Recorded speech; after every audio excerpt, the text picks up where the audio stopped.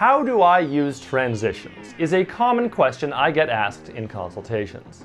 Many inexperienced video editors think that simple transitions are boring, so they try to use more complex and exciting transitions, not realizing that this usually makes their videos worse by being so distracting.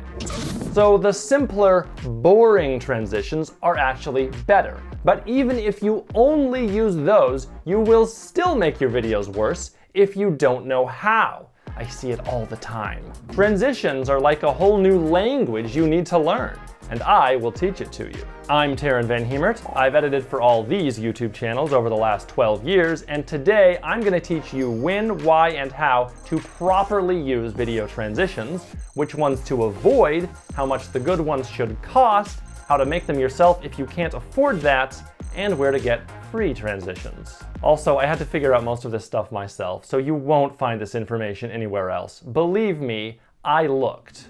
At the time of writing, Premiere Pro has about 50 transitions you can choose from in the effects panel, and most of them are garbage. Cube spin doesn't even look like a cube, and it looks dumb. Page peel looks like something a child made in Flash in 5 minutes. Flip over has a gray background and no easing. There's plenty more that are also terrible. And all these various wipe transitions look like something you'd see when forced to watch a slideshow of someone's vacation. Fortunately, Premiere Pro does have about 8 usable transitions. Cross dissolve, probably the most used. Morph cut, dip to white and dip to black. Push, iris round, linear wipe, and clock wipe, which is kinda dumb, but it gets the point across. But you've seen more complex transitions than that, right? You see them all the time if you're looking out for them. So where do these babies come from? Where do these babies? I just came up with that. Well, if you duck Google Bing something like Premiere Pro transitions, you'll get results from Mixkit, Motion Array, Envato Elements, and a whole bunch of independent creators hawking transition packs on their personal websites. It seems like everyone and their mom want to sell you transitions for Premiere. Everything you need. And maybe that's why you're here. You want to find out if any of these are actually worth buying. And the answer is usually no. In most cases, there is a cheaper or easier or better option, and I will tell you all about it in this tutorial. First of all, you should know that unless they're from one of these 6 companies, they're not true transitions. They're almost always just a whole bunch of motion and/or various effects to distract you from the hard cut somewhere in the middle. See that? Frame, frame, frame, cut, frame, frame, frame. They function by using a bunch of adjustment layers or nested sequences or essential graphics. There's a lot of mosquitoes around here, which is why I'm going to call them bunch of layers transitions. Second of all, even among the true transitions, there are so many completely ridiculous zany transitions that you should never use, unless you're doing it ironically. Blah. Now, to determine whether it's worth buying any transitions at all from anyone, you first need to understand how to actually use those transitions. So, let's just take all these different offerings from all these companies and individuals and put them aside for now, and just talk about how to actually use transitions. And more importantly, how not to use them. You gotta learn to exercise restraint. By the way, there is an extended cut of this transitions video on Nebula with an extra 44 minutes of content, so go watch that if you have Nebula, that's the better version, or sign up with my link to get 40% off a year's subscription. There's lots of other good stuff on there too. Rules of thumb. Number 1, a good transition should not be distracting. 2, a good transition should inform the viewer. 3, the speed of a transition should match the speed of the video content. And 4, any transition that shows the edges of the frame is cheesy. Oops, sometimes I say frame edges when I actually mean clip edges, just FYI. Let's start with the most basic and simple transition we possibly can. The cut. You know what a cut is. That's when one shot ends and another begins. Now, I personally don't consider the cut to be a transition because it happens instantaneously. There's no transitioning actually occurring. I think of it as the lack of a transition. But it's still useful to categorize it as a transition, and you can think of the cut as a transition if you really want to. It's fine. Despite being so incredibly simple, there are still many kinds of cuts, which I'm not going to explain, such as the J-cut, L-cut, smash cut, match cut, and jump cut. Cutting is the most fundamental and important thing a video editor can do.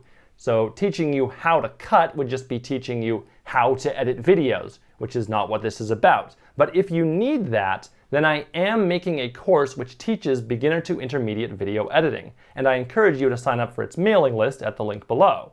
So, from this point on, I'm going to assume that you already know basic video editing. With that in mind, one way to use cuts as a proper transition is to insert a short piece of footage between your two different shots. A classic example of this is a cut to bars and tone. You've probably seen it before. What?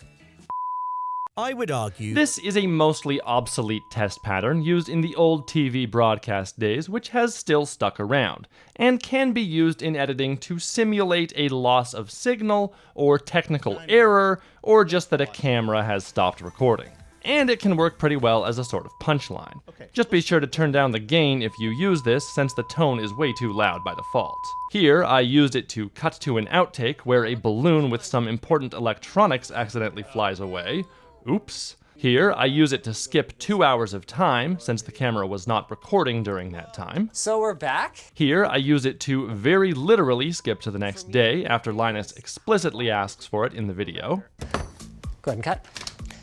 And here, I've had color bars tattooed on my ankle. Check it out, it's a color and resolution test. The purpose of this is to see how each of these elements will fade with time on my skin, for the sake of future tattoos. I also take a picture of it every year when I remember, and all of those photos are uploaded to my GitHub every year until I die. So you can see how tattoos fade, for your own sake. It's cool, right? It's a little test. Let's move on. Grayscale animated static can also be used instead of color bars.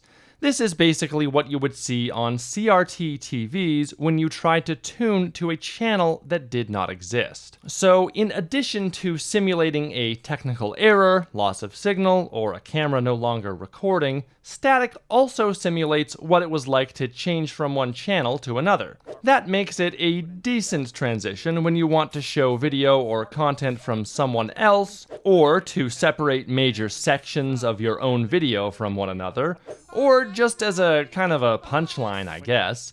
You'll see this done all the time on YouTube, but that doesn't mean you should necessarily do it. It only works with a certain style of video. Like, if you make lower energy, relaxing content, you should not use static or color bars. I've also seen color bars, static, and other glitchy effects like horizontal and vertical desynchronization used all at the same time to make a transition that is even more extreme. Yeah, like that. In the film Wheels of Fire, the editor does these random shots of fire between skateboard tricks. It's so dumb, but it's also so earnest and unabashed that I actually love it. In this presentation, editing legend Walter Murch deliberately uses lens changes as transitions, even in spots where they were not originally present. See how this is just a tiny slice of video from somewhere else that he's inserted here? Very clever. I would not have thought to do this. And finally, there's the classic cut to black.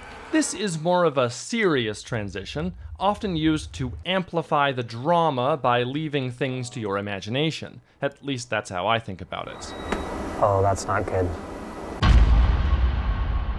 Unless, of course, you're using it sarcastically or as a joke, which can be done with any transition, mind you. This TV Tropes article lists a ton of examples from fiction, but this is more of a YouTube-oriented tutorial, so I found one example from there. This video by Nick Robinson makes liberal use of the cut to black, which does work to amplify the drama of some moments, like when a super rare game goes missing because the airline lost the bag. But I noticed that this transition works quite poorly and feels ridiculous when the editor cuts right back to the same thing they just cut away from.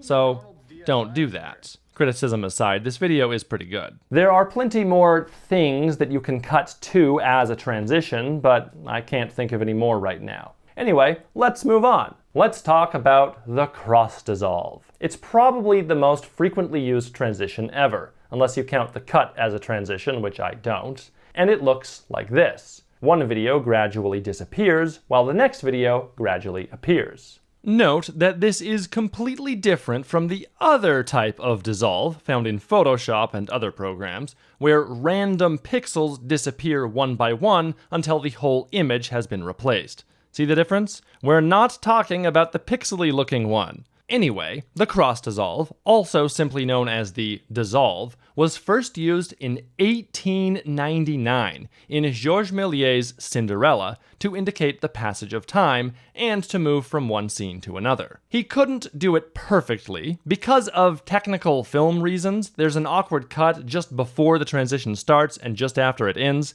but it doesn't matter. This is still a dissolve. And today, 125 years later, we still use the cross dissolve transition to indicate the passage of time and for moving from one scene to another. It's absolutely timeless. Also, the longer the cross dissolve lasts, the more time is being indicated to have passed. Or it can be used to bring extra emphasis to something, like this dramatic quote from a court case. But dissolves are useful for far more than that. For example, when going from a shot that is in motion to another shot that's not in motion, it's sometimes better to use a dissolve instead of a cut. A cut can be more jarring for the viewer in these circumstances. I learned this little trick at BCIT, which is why this example footage is such low resolution. Looking over my own Eclipse videos, I was surprised to see that I still do this. When going from footage to a still graphic, I will often use a cross dissolve. A dissolve is also useful when going from motion to motion, from still to motion, and from still to still. It's also useful when going from A-roll to B-roll, from B-roll to B-roll, from B-roll to A-roll, and even from A-roll to A-roll. And it can be used to make text or graphics appear or disappear, whether they're full frame or smaller than the frame. Now, that's a lot. That's like everything. And yeah, that's the biggest problem with the cross dissolve. It's a double-edged sword. It's so useful that it's very easy to overuse it. And that will lead to transition fatigue in your audience. But I'll explain that a little bit later. I can only think of a few places to not use a cross dissolve. I will never use it when transitioning from unmoving A-roll footage to that exact same unmoving A-roll footage. I think that just looks incredibly amateur. Remember, a good transition will convey information, but there's nothing to be conveyed here. We're just in the middle of a monologue. The audience doesn't need to be given the implication that time has passed between those two shots. It probably has, but that's completely irrelevant for the content. I also don't usually use it when transitioning from one A-roll shot to a different A-roll shot. I'll either use a cut or some other transition like a push or a wipe. It just feels weird to me to use a dissolve for this. As my career progressed, I also started to shy away from using the cross dissolve when going from B-roll back to A-roll, but I couldn't really tell you why. The cross dissolve is just so dang useful, I still find myself using it in places where I need a transition, but I just can't think of a better one to use. So, let's talk about transition fatigue and how to avoid it. This doesn't apply to the cut, because the cut is not a transition, but that's just my opinion, man. Your audience will feel fatigued or annoyed or bored or some other negative emotion if you use the same damn transition over and over and over and over again. So, don't do that. Unless you want to cause negative emotions, and sometimes you do. I feel like the cross dissolve is actually the most resistant to transition fatigue, but even the cross dissolve has its limits. Let's look at an example. I always edit my videos in multiple passes. I will usually add transitions later in the editing process, after the rough cut, during the fine cut and polishing passes. And I'll just add them as I go, along with whatever other animation and graphics I need to create. But let's say that your video is almost fully edited and has no transitions at all. You've got a section with a bunch of photos all in a row. You've got A-roll, which was filmed in a few different locations. You've got a bunch of B-roll. You've got a few clips from other videos, some screenshots of websites, and some custom-made graphics. This actually describes my Eclipse Trip episode 2 fairly well, so I'll be using that as our example. Leaving everything as straight cuts is not very visually interesting. So let's say you don't just want to play it safe. You want to use some transitions. The worst thing you could do would be to put cross dissolves on everything. Here, I've actually done that. Let's watch a short segment. To rent a camper van is approximately $200 to $300 a day. My script says $170 a day, but these websites were lying to me. That's the price before adding extra mileage, necessary extras, and taxes. Ugh. So it's not even worth it. That's too expensive. Did you experience any transition fatigue? Now, you may not have even noticed if I hadn't pointed it out, but it is kind of numbing and monotonous, isn't it? And the longer this goes on, the worse it gets. Now, compare that to the actual finished video, which has a variety of transitions. To rent a camper van is approximately $200 to $300 a day. My script says $170 a day, but these websites were lying to me.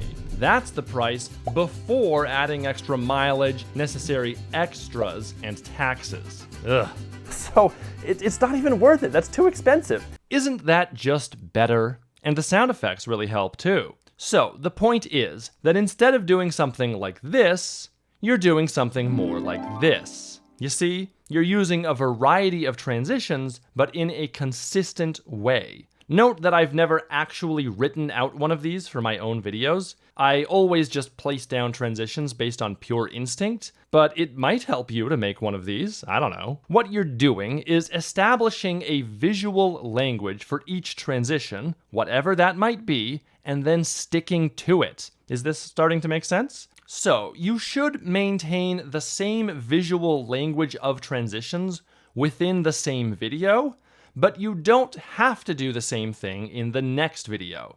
You might decide to use some other transition or transitions between photos from now on, or you might switch it up on every single new video. So, the opposite of transition fatigue would be transition overload. That's when the editor uses a different, seemingly random transition between every shot, with little to no rhyme or reason. Like me, you may have been forced to sit through boring PowerPoint presentations where the maker has clearly just discovered the Animations and Transitions tab, and they think this will make their presentation more interesting. But really, it just makes it so much worse. So, don't do that. The content of a PowerPoint or video is what's actually important. The transitions should be there to support it, not overwhelm it. Overly fancy and complex transitions mostly just distract from good content, which makes the whole video worse overall. Furthermore, even if your content is boring, crazy transitions are still going to make it worse, because all they do is make the boring stuff look even more boring by contrast. In both cases, the wacko crazy transitions are consuming all the attention of your audience. Don't use crazy transitions. Simple is better. For a counterexample, if you carefully watch any Captain Disillusion video, you'll see that he constantly uses a huge variety of transitions. But it's all done so expertly and seamlessly that it's not annoying, it's engaging. So you gotta learn the rules before you break them. Also, I've never edited videos for TikTok or for children, and I know that those kinds of videos can have lots of crazy transitions, so my advice does not necessarily apply to those. You gotta know your audience. Fade and dip to black. If you dissolve into a matte of pure black, which is often called a fade to black, it usually indicates that even more time has passed than if you simply used a cross dissolve. If you dissolve to and from black, that's called a dip to black. And it's a good general purpose transition. It can be used to separate different parts of your video from one another, such as in these examples, or I guess it could be used as a bookend, which I'll talk about later. I used a few dips to black in my treehouse video to indicate nighttime. And in my Rubik's Cube video, I used it for transitioning into a quick montage of my week-long canoe trip. Beware of cross-dissolving multiple layers at once. Hey, did you notice this problem in that little example I showed earlier? Let's slow it down. During the 12 frames of this dissolve, you catch a glimpse of some other graphics peeking through. What's up with that? Well, the timeline looks like this. 6 cross dissolves stacked on top of each other. This is not good, because when cross dissolves do not lead into another clip, or when that clip has transparency, it will show things from the layers below. In this case, I actually used this website screenshot twice to fill in the right side of the frame, because that was faster than making a light gray matte, and it didn't matter because the duplicate graphics were covered up. But now we can see them during the cross dissolves. Even if I did replace this with a light gray matte, we still have the same problem. This layer is making everything slightly more gray, and all the other layers are also doing their own thing. There are 2 solutions to this. 1, delete these transitions, one at a time because Premiere still doesn't have a command or shortcut for this. Then, nest everything on the left side of the cut. Then move that down and use just 1 cross dissolve to go to the next shot. That's much better. No more overlapping graphics. Just remember that sometimes you have to extend the final clips to the right a little bit to give enough room for the transition. But if you're extending the clips, you actually don't need to delete the transitions on them after all, because in the timeline you can just not use that part of the nest. But it doesn't matter, because you shouldn't do it this way anyway. It's kind of destructive. I like seeing everything all on the same timeline, and I don't like having to go inside of nests in case I need to change or tweak things later. Like, how am I supposed to line up sound effects without seeing where the clips begin and end? So, a much simpler way to do this, which I do all the time, is to simply move the clip for the next scene above everything else, and just use 1 dissolve on that. Then, make sure these other clips extend far enough to the right, and you're done. You don't even need to delete those transitions so long as they don't overlap the main transition at all. Though Premiere might still take a bit longer to render this because it does worry about stuff underneath fully opaque layers even when it shouldn't, so you still might want to delete those transitions. And there we go, a perfect cross-dissolve transition, and it was much easier to do than the nesting method. What's that? It's not perfect? What's linear Oh no. Ladies and gentlemen and smizmars, I'm embarrassed to tell you that for the past 12 years, I was unaware of the following phenomenon. The cross-dissolve works differently across layers versus between 2 clips on the same layer. As you can see, the dissolves begin or end very abruptly. See that? When transitioning from a very black image to a very white image that is on a different layer, the very first frame of the dissolve has the white image already at about 39 IRE on the waveform. That's 39% brightness to massively oversimplify. 0 is black, 100 is white, and we're at 39 already? On the next frame, the second frame of this 10-frame cross dissolve, we're already more than halfway towards pure white. But this is a linear dissolve. It's supposed to be at 20% on the second frame. And indeed, that's exactly what happens if you dissolve directly from one graphic to the other on the same layer. And it's not just the cross dissolve. Anything that uses transparency above other layers, like the soft edge wipe or even just plain old keyframed opacity, also has this problem. So what's going on? Well, the answer is very technical, and I don't understand all the details myself, but it has to do with gamma. There's a great explanation on Eric Brausier's website, with a great analogy involving the weight and numbering of cannonballs. But basically, Adobe is doing the math for gamma incorrectly. Again. You may have seen my video complaining about a similar phenomenon in Photoshop. Now, if you go to Sequence Settings, General, Video Previews, and uncheck this little box for Composite in Linear Color, Then the problem is fixed. Hooray! No more weird cross-dissolve transitions. We can move on with our lives, right? Wrong! I'm pretty sure that compositing in linear color is what you should be doing for other reasons. It fixes all sorts of other problems with gamma, which I assume are happening within a single layer. Stuff with Lumetri color, I don't know. It's hard to find good information about this. I just know that linear color is supposed to be good. So why does it mishandle transparency across layers? I'm not entirely sure, but I think it has to do with pre-multiplied versus non-pre-multiplied transparency. Basically, these cross-dissolves and lots of other stuff are designed to work in non-linear color. So turning on linear color means that now things get pushed too far in the other direction. It's as though you had a faulty scale where you had to double up on all your counterweights, and now that the scale is fixed, it's telling you that everything weighs half as much, because you didn't fix everything. Again, I don't understand all the details, and the cannonball analogy is much better, but I do not believe that this is an impossible physics problem like exceeding the speed of light. It's just gamma. Humans created this, and humans can fix it. Even using only assets from Premiere Pro, this problem still occurs. Adobe must fix it on their end. But no, Adobe is too busy rounding the corners of the clips on the timeline to make them more friendly, something that nobody asked for. Adobe, I have a big, long list of more important things you could be doing to actually improve the software. I know you've seen it. I guess I'll just add this one to the list and hope you don't ignore it. Oh, one more thing. The black of an empty timeline is not the same as the black of a pure black matte.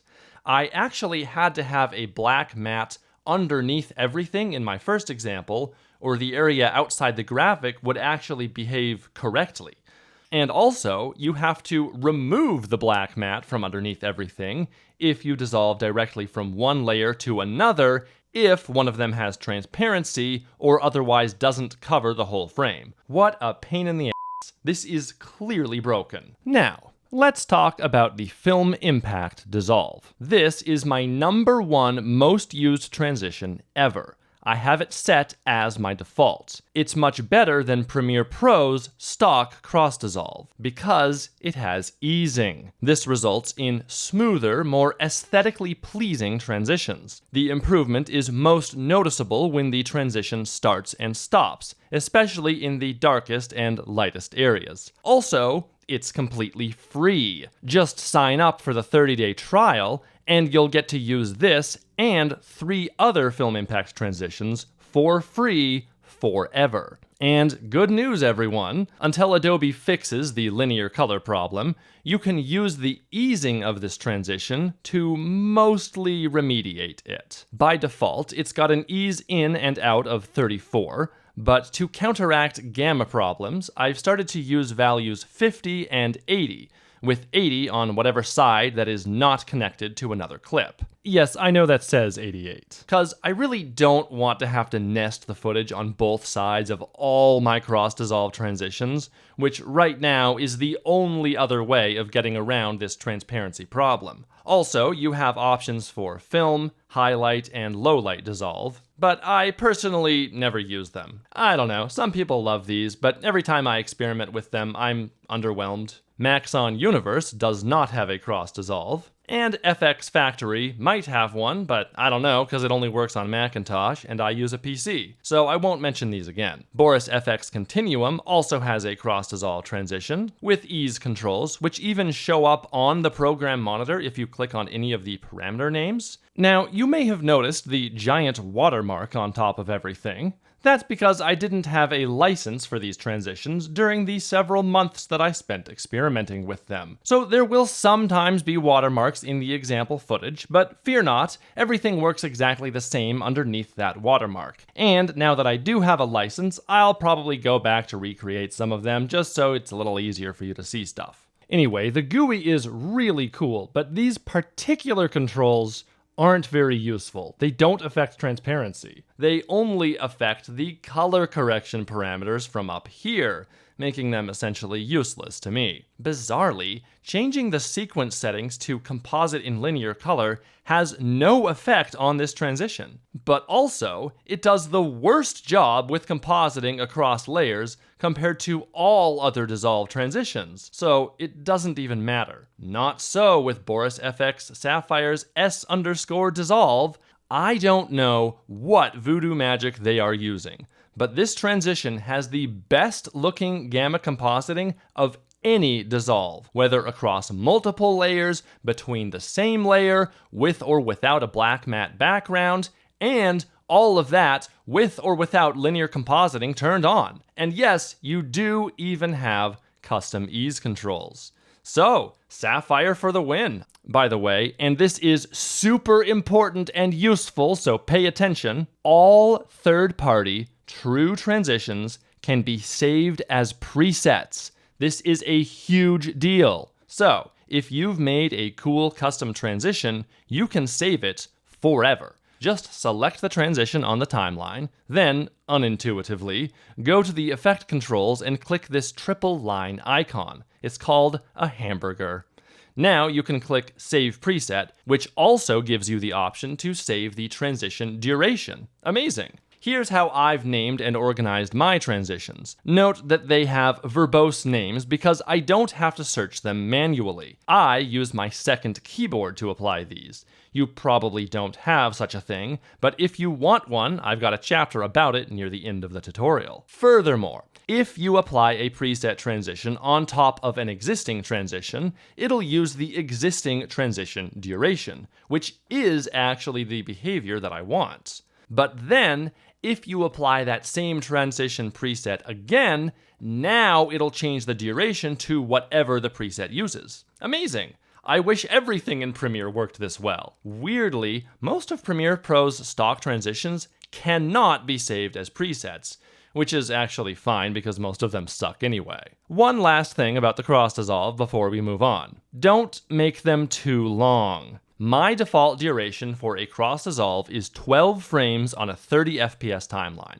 That's 0.4 seconds, and I usually don't change it. I've found over the years that this is a pretty good duration for most things. In fact, I've kept it at 12 frames for the last 10 years. With cross dissolves, the viewer usually cannot clearly see what's going on during the transition. So, the worst thing that you can do is make your transitions last longer than the actual content. This is a total noob thing. I've had to sit through far too many slideshows where I'm barely given enough time to actually look at a photo with no transition in the way before the next transition starts and ruins the view. Again, the audience can't enjoy the content if transitions keep getting in the way. Even a good transition, like the cross dissolve, can be misused. So don't make them too long unless you've got a good reason to do so. I've certainly used some long cross dissolves in my time editing, sometimes 2, 3, or even 4 seconds long, but I'll usually only do this if it's more of a thoughtful, slow, or dramatic piece, and or if one of the source videos is relatively simple.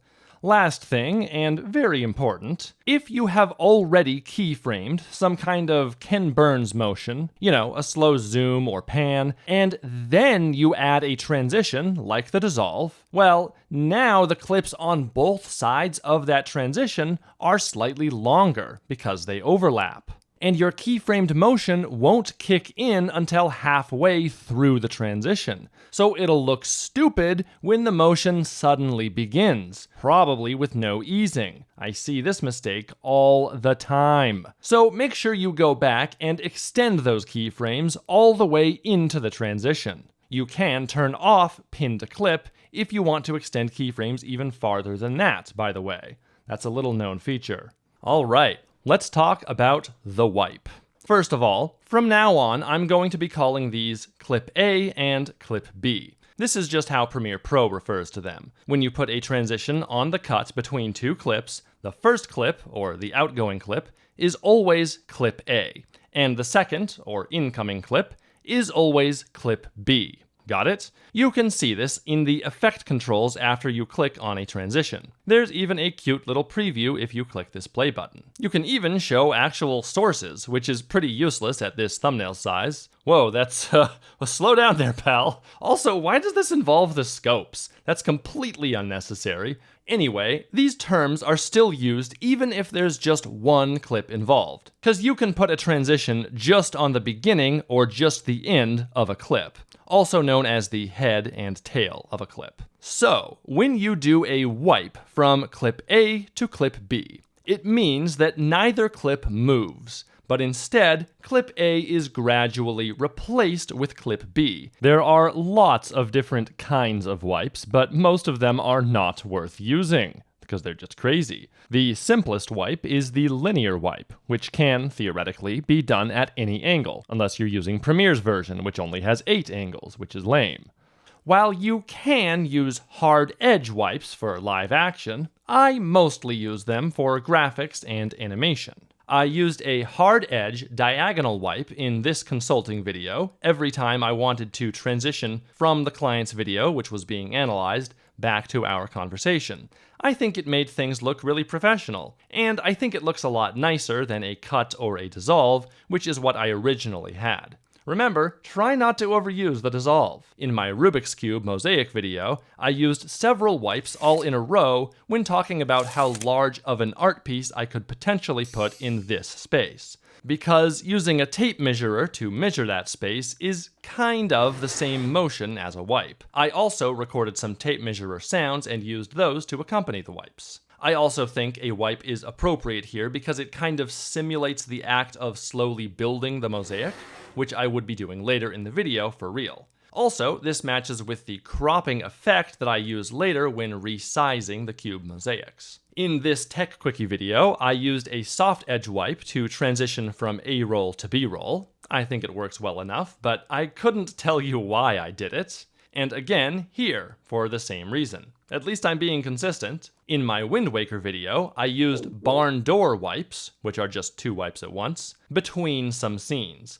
along with this sound effect from the game, because this matches what happens in the game when you hold down the L button. Here's a video I happened to watch while writing this script, where a wipe transition is used to show the cross-section of a roller coaster track getting filled with sand. A wipe is appropriate because it simulates the actual action we're talking about, which is filling the track with sand. Remember how I said that a good transition will inform the viewer?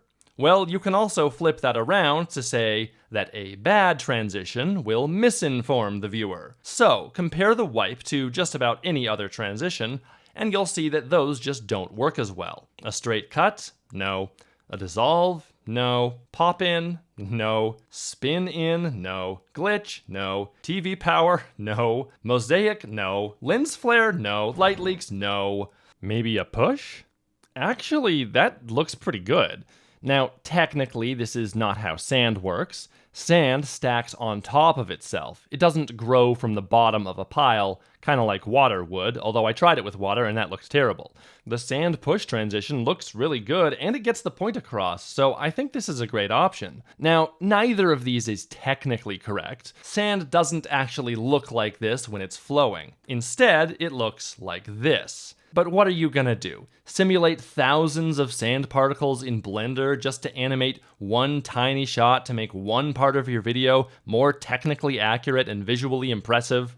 Well, you could. That sounds like something Captain Disillusion would do. But perfect is the enemy of done, and a simple wipe gets the point across well enough, and we can move on to edit the rest of the video and get this thing done today. Remember the 80-20 rule. In addition to the hard edge linear wipe, we have the soft edge linear wipe, also known as the feathered edge, which is so useful and versatile that trying to get a soft edge wipe is the whole reason I went looking for transition packs 8 years ago. Here's a soft edge wipe in a Gillette commercial from the 1940s. Later on, they used the barn doors variant. Here's a soft edge wipe in a Bounty commercial from the 1960s. Here's 4 soft edge wipes in a row, which are not used to transition to another shot, but rather just for the sake of an added white soft stroke, which brings emphasis to each photo in turn. Here's me using a soft edge wipe to go from a roll to a website screenshot. I also use soft wipes for all of the highlighter strokes in this whole video. I used the full screen wipe again here, but I should have wiped up instead of down,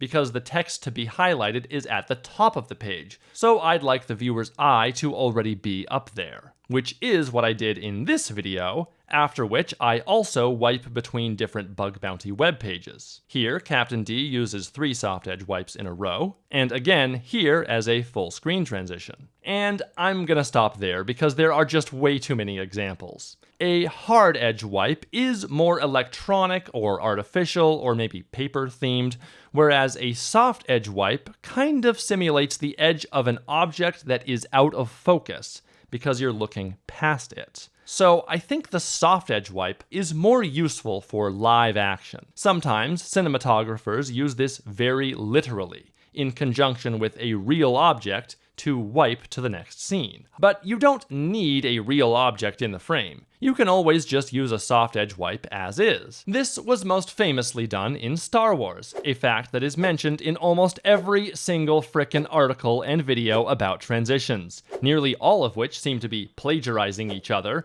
and which only ever focus on the narrative use of transitions in films and TV shows, despite not being written by someone who's actually made a film. Everything I need to know, huh? What video editing have you done, Vivian? Oh, you're a content marketer, are you? So where exactly did you learn this? No, please, tell me more about what I need to master. Well, at least you're not an AI. Stop trying to get me to contribute, LinkedIn.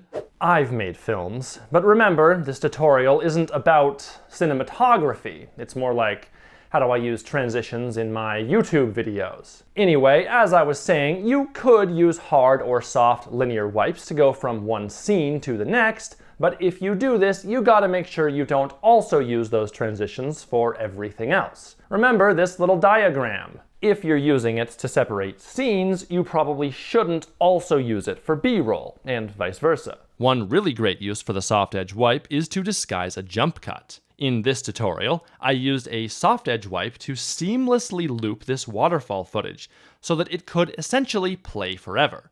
We would put looping footage like this on screens when shooting B-roll of them. The soft edge wipe can work significantly better than a cross dissolve because a much smaller part of the screen is transitioning at any given time instead of the whole screen at once. So it's harder for the viewer to notice that it's happening at all. And in this case, I moved the wipe in the same direction as the water, making it even more subtle. One important thing to know about the wipe is that, especially for a full screen wipe, and especially for a slow wipe, it tends to direct the eye.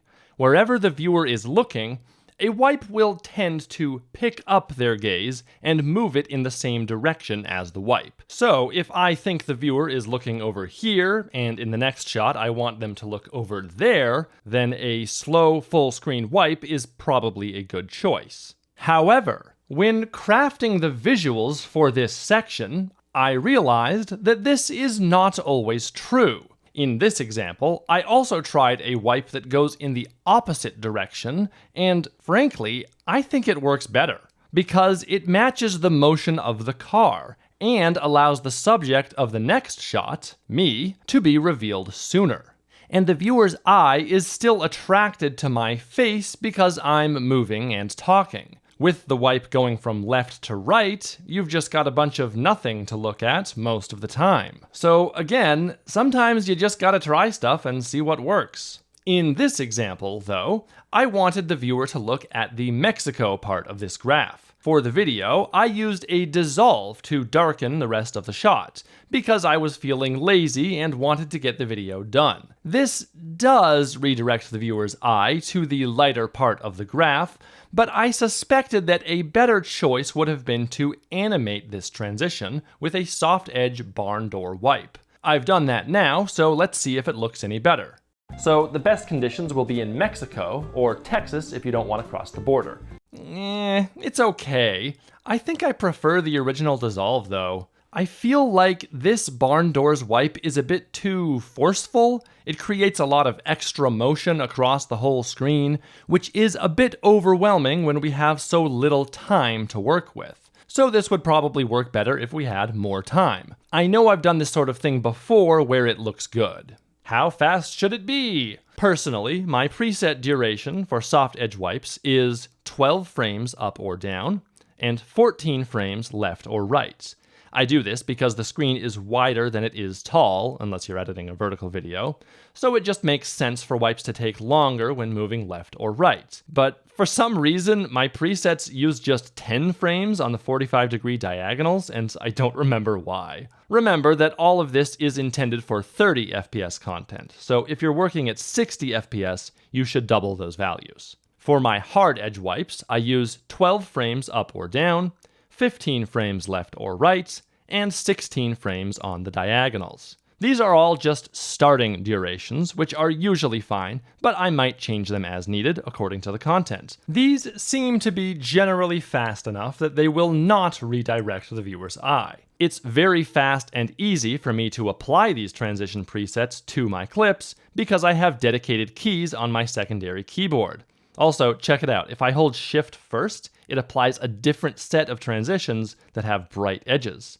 Again, I'll talk about the secondary keyboard later. Where can you get it? Premiere's built-in linear wipe, just called wipe, can only do 8 angles. Left, right, up, down, and each of the 45-degree diagonals. Did you want 30 degrees? Too bad. At least it lets you add a customizable stroke to the edge, but the width cannot be animated. If you want a soft edge wipe, it does technically exist inside of Premiere Pro, but it's not a true transition, it's just an effect. Go to Video Effects, Transition, Linear Wipe. This puppy has way more options than the other wipe, like feather and angle. You can even custom control and custom ease the transition duration. Very nice. The problem is, because this is not a true transition, you don't get any of the associated quality of life benefits. It does not stick to the end of a clip or clips, so there's no visual indicator of its presence on the timeline, and it won't reposition itself if you trim or slide the clip, which is what happens with a true transition. And if you change the duration later, you have to do it for all keyframes inside the effect, instead of doing one easy click and drag on the timeline. Basically, if you want to make any changes later, it takes longer to do it with an effect versus with a true transition. Also, from now on, all of these how to make it yourself segments are going to go in a separate companion video tutorial, linked below. I realized that learning how to use true transitions that you've paid for and learning how to create your own buncho layer transitions for free are two different things, so I'm splitting them into two different videos. I thought about making it Nebula-exclusive, but because it's the free option, I'll make the video free too. You're welcome. Now let's talk about true transitions. The BorisFX Continuum BCC plus linear wipe has options for rotation, softness, and easing. It also has a lot of options for strokes, up to 3, so you could make some cool stuff, but we've got some problems. Even the maximum size stroke is not really big enough, so if you wanted to do something like this, you'll have to do it with multiple nested layers. The maximum thickness should be at least triple what it is. Why have limits? This is all digital. As with many BorisFX transitions, if you go to the effect controls and click on the name of any of the parameters, you get this extra GUI that appears on the program monitor. In the case of the Sapphire wipe line transition, you actually have to zoom out to see them because the elements are on the outside of the frame. You can click and drag these elements around to make changes, which are reflected back on the effect controls panel. This is a very nice quality of life improvement, and I've only seen it from BorisFX. With the BCC plus linear wipe transition, you should use the animation tuning controls on the bottom to control the ease. This is also visually shown if the GUI is showing, which can also be used to change those values. Very nice. However, you need to be careful. I've experienced some bugginess, especially with this transition in particular. Sometimes the animation jumps around in ways it is clearly not supposed to, so watch your animation ease carefully to make sure it's actually what you want. Fortunately, this does seem to be limited to the unrendered red timeline state, and once you actually render previews, the problem goes away. There's also another problem, but this one is not BorisFX's fault. At the very top, by default, you are using the option for auto animation, which will use the animation tuning parameters at the bottom if they exist, which they don't for some transitions, and I think they should. Or you can use %done, which is sometimes called something else like %wipe. This enables the next parameter, which is a keyframeable value that goes anywhere from 0 to 100. So, to make a linear transition, you would create one keyframe with a value of 0 at the beginning of the transition, and another keyframe with a value of 100 at the end of the transition. There you go, a linear transition. Or, by adding more keyframes, you could pause the transition, or do some sort of sawtooth thing if you really wanted to, but you usually won't. What this is ostensibly most useful for would be custom easing. And while you can use Easy Ease and all the other options from the keyframe right-click menu, that's all you have access to. For some stupid reason, this type of animation does not have any Bezier handles that you can adjust. Those handles should appear when you click on this little arrow thingy. See how it works on a normal effect? But for this parameter, and as far as I can tell, for all parameters on all true transitions from all third-party sellers, the keyframes do not have customizable Bezier handles. This looks like an Adobe problem, so I guess it's going on the spreadsheet. Unfortunately, this means that the %done parameter will always be less useful than it should be until Adobe fixes this, which is probably why BorisFX gives you this workaround down here. So good for them. Use that instead whenever it's available. Also, the softness for this wipe does not go nearly high enough. Ideally, the maximum softness should be similar to a full-on cross-dissolve. That way, I have every single possible option at my fingertips. Did I tell you how Premiere's Iris Wipe does this annoying thing where it decreases the resolution slightly? Well, BorisFX wipes seem to have the same problem. I think it affects all their wipes across both Continuum and Sapphire. That's pretty bad. I'm not sure exactly what's going on, but after doing a bunch of tests and even reaching out to my Twitter followers for help, thanks Draw That Red, I'm pretty sure it's a scaling issue, because it does not happen when an image is at 100% scale, but it does happen at every other scale. Also, the wipes from Film Impact and Maxon Universe do not have this problem. So BorisFX needs to figure this out and fix it, because for the price they're asking, there really is no excuse. The BorisFX Sapphire S_wipe line has unlimited softness, which is great. Now, I have no idea how high this number can go, but once it's on par with the cross-dissolve, there's no need to go any higher. You've got angle control and lots of parameters for one stroke and one glow. That's fine. Unfortunately, there are no custom easing controls. Technically, you can use the wipe % parameter and manually keyframe it, then move those around again if you change the length of the transition, but you shouldn't have to. Maxon Universe's linear wipe has a good amount of edge softness, but its speed does not increase to compensate as it should. So you'll end up with half the softness just cutting in and then cutting out at the end. This is clearly a mistake that they need to fix. The path angle works a bit differently than the others. 45 degrees is not actually 45 degrees. I think because it's trying to keep animated rotation speed more consistent at all angles. It's fine. You can make a massive stroke, which I like, and you've even got blend modes for it, which seems a bit unnecessary, but I'll take it. You've also got some nice edge glow parameters, and even noise, not that I'd use it. Also, there's a bug if you use a stroke width of 0, and another bug with the mirror checkbox. Overall, it's pretty disappointing. Also, you can see through Maxon's soft edge wipe. What the heck is this? That's terrible. See, I put some color bars behind it, and when you get rid of them, you can see black, or transparency. What a joke. The Film Impact linear wipe is the best linear wipe. You've got custom eased animation control with a split option that looks kinda cool, but I've never used it. And there's an angle parameter as expected. There's parameters for a stroke or glow, but not both. And there's also feather to make it into a soft edge wipe. This goes a lot softer than the Continuum wipe, but not as soft as the Sapphire wipe line. Then you've got extra stuff like mirror, which makes the whole thing into a barn door wipe, and it still uses all the same angle, easing, and everything else that you've already inputted. Then there's a repeats parameter that turns the whole thing into Venetian Blinds. We'll talk more about those later. There is so much you can do by cleverly combining all of these ingredients. Film Impact also has another transition, the soft wipe.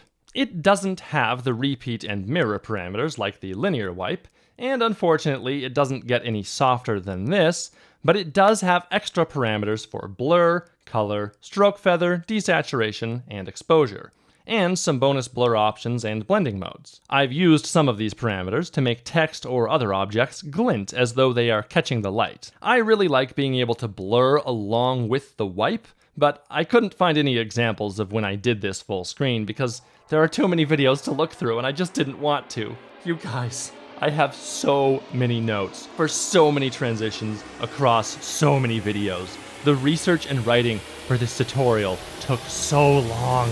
Please like and subscribe. Which brings us to the star wipe, the ultimate transition. Were you waiting for this one? Okay, I finished the gardening sequence. Okay, from here we star wipe to a glamour shot of Flanders paying his bills. Then we star wipe to Flanders brushing his... Dad, there are other wipes besides star wipes.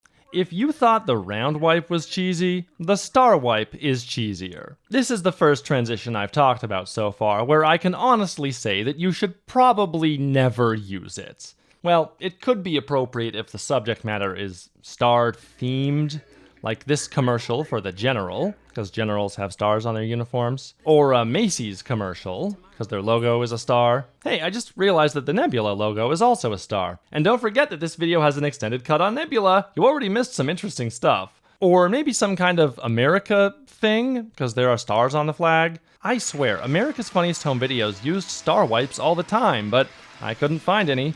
I did find a very literal iris wipe though. Now, with any wipe, you do not have to wipe directly from one shot to the next. You can use other videos or textures or colors as part of the transition. Like this multicolored star wipe that Chris V the G snuck into this music video. A star wipe is often cheesy and ridiculous, but it works well in this video because it's being used ironically. It's making fun of the cheesy and ridiculous ways that infomercials were edited back in the 90s, I think. BorisFX Sapphire has a star wipe too, but unlike Maxon Universe, it lacks exponential scaling, making it too fast at small scales and too slow at large scales. You can control the pointiness and number of points, but sadly there is no roundness parameter. Film Impact does not have a star wipe. Oh no! I am officially requesting it right now in this video. Yes, I do have that power. Oh, what's this? Oh, looks like they have a star wipe now. They just happened to be working on it while I was writing this video. I actually have a ton to say about it, but I will spare you the details, cause it's just a star wipe. Suffice to say, it's not perfect yet, but we're working on it. Yes, we. Remember, I'm in the beta, and I get these transitions before everyone else. Did I mention that yet in the video? And I've been submitting a lot of feedback that they've been slowly implementing. So we'll see. I hope for this to be the best star wipe ever. Now, let's get back to something more practical. Numerous variations of this wipe transition were used in Crash Course videos for years. Look frame by frame and you'll notice that this image covers the entire screen all at once, for just one frame. Then it wipes back out. You won't find this in any commercially available transitions pack. They probably custom made it in After Effects and exported it as a small piece of footage with transparency. Now, that object can just be dragged on top of any footage to make an easy and nice looking transition. They probably even put a marker directly on the single full frame to make it easier to snap into place, meaning that underneath this graphic, the footage just uses a straight cut. They often used this graphic to transition to or from B-roll. It's very consistent and helps to create a nice visual identity for the channel. Each new series would also get differently colored transitions. Here's a curved version they made later for Crash Course Astronomy, and they made this pixely one for Crash Course Games. Similarly, here are some linear wipes from Mr. Horse that use 2 customizable colors as a part of the wipe. I think they look pretty good, although I've never used anything like this. I would actually caution you against using these, not because they're not any good, but because too many other people are probably already using them, because these ones are free. So, if you don't want your videos to look like everyone else's videos, you should have your own identity. So if you want to use these transitions, then you should at least change these colors to something else. Let's move on. Clock wipe. I've used the clock wipe in, I don't know, maybe 1 out of every 15 LTT videos I've edited. As the name suggests, it simulates the moving hands of an analog clock. This transition is very explicitly used to skip forward in time, but not really in the same way as a cross dissolve. Something where waiting is one of the steps involved in a process, and we, the audience, get to skip it. But the editor needs to explicitly tell the audience that time is being skipped, so a simple clock wipe is a quick and easy way to do that. Notice that I also almost always accompany it with some sped up sounds of a clock ticking. Now that you know the rules, let's break them. Here I used that same ticking sound effect, but did not use a clock wipe. Alright. 7 hours later? Because I had this screen recording to use instead. Nice. Instead of using a clock wipe to skip these 2 hours and 27 minutes, I just cut to color bars, which I think was funnier. Here's the clock wipe being used in a Slap Chop commercial. Not at all to skip forward in time, but for some reason it just kinda works. Here it is in an old Apple commercial. Again, what does this have to do with skipping forward in time? Nothing. Whatever, I guess they're just using it as a wipe. And it doesn't always have to be something time-themed. Notice that they did not use a clock-ticking sound effect. This is our house. Ultimately, the clock wipe is kinda cheesy, so if your content is supposed to be more serious, don't use it. Just use a cut or dissolve into some text on screen or something. Premiere, Maxon, Sapphire, and Film Impact all have clock wipe transitions. And that's also the order from worst to best. Premiere's has almost no customization. Also, it reduces your resolution. Maxon's doesn't even work as a wipe over a transparent background as usual, and you can't change the center. Sapphire's edge softness is pathetic. Just look at it and despair. But at least you can change the center. And Film Impact has excellent options like mirror, feather, center, easing, and repeats. Okay, what else have we got in here? Spiral boxes? Dreadful. Checkerboard? Terrible. Checker wipe, zigzag blocks, band wipe? No, no, and no. Venetian blinds? Total crap. Paint splatter? Absolutely not. Maybe for a kids show. Just kidding about the Venetian blinds. Did you believe me? Oh! It's actually a great transition. Venetian blinds are basically a whole lot of linear wipes all at once. I have some on my office window. They open like this. This transition should not be confused with Louver. I'll get to that one later. Long story short, I think Venetian blinds are a lot more useful for animation rather than live action. I've seen tons of After Effects tutorials that use Venetian blinds in one way or another. But not a single tutorial I've ever seen tells you why you might want to use it as a transition. But I'll tell you my theory on it. So long as you're using enough blinds, it essentially works as a more complex alternative to a dissolve. And because it adds motion to a scene, I think it works best on things that already have little to no motion of their own. And it creates so much motion all over the screen simultaneously that unlike a single linear wipe, your eye is not pushed around. Captain Disillusion uses the Venetian blinds a lot, and he's got lots of variety, including a rolling effect that I don't know how to do. Does he make them all custom, or is this a plugin? I have no idea. So I asked him, and he told me. It's a narrow rectangle shape plus repeater with animation on the scale's X parameter, which creates the cascade. That's very clever. I would not have thought of that. So he does do it custom every time in After Effects. Now, let me teach you how not to use the Venetian blinds with the following negative example. And here it is. It's simply dreadful. First of all, these bands are much too large. There are only 2 of them. This means that the transition starts with this bizarre slice of video in the middle of the frame, so that's where the viewer will start looking, even though there's nothing to see there except for this guy's butt.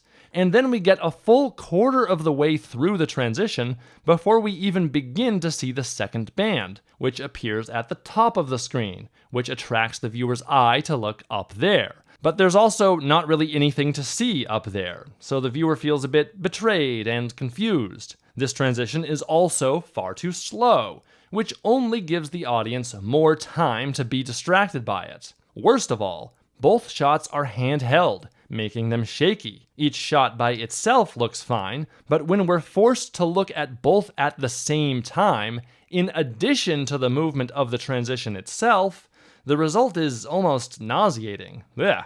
Furthermore, the first shot is a dolly out shot, while the second shot is a sideways tracking shot. And the direction of the Venetian blinds doesn't match up with either of them. So you've got 5 different types of motion going on during a single transition. It's maddening. So I'm going to try to fix this. Let's turn this negative example into a positive example. This is a new teaching method I'm trying. I think it's going to be great. So I tried several things like speeding it up, increasing the number of bands, and matching the direction of motion. This version is better, but it's actually too fast. Both clips are in slow motion, so the transition between them should also be slower than usual. Remember, that's a pretty decent rule of thumb. So I tried making the transition slower, reversed the direction to match the motion of the second shot, and used even more bands. It's still not great. I also tried this 45-degree version with extremely eased motion on the transition completion parameter. It's also not great. Then I tried transitioning between 2 shots that are both tracking in the same direction. First with faster and smaller bands, then again with larger, slower, eased bands. This one is my favorite so far, because it kind of matches the way he pushes off the ground here, but I still think all these examples look pretty stupid. Maybe if I use skateboarding footage where the camera is not moving, it'll work better? Here's my first attempt at that, which is actually pretty boring.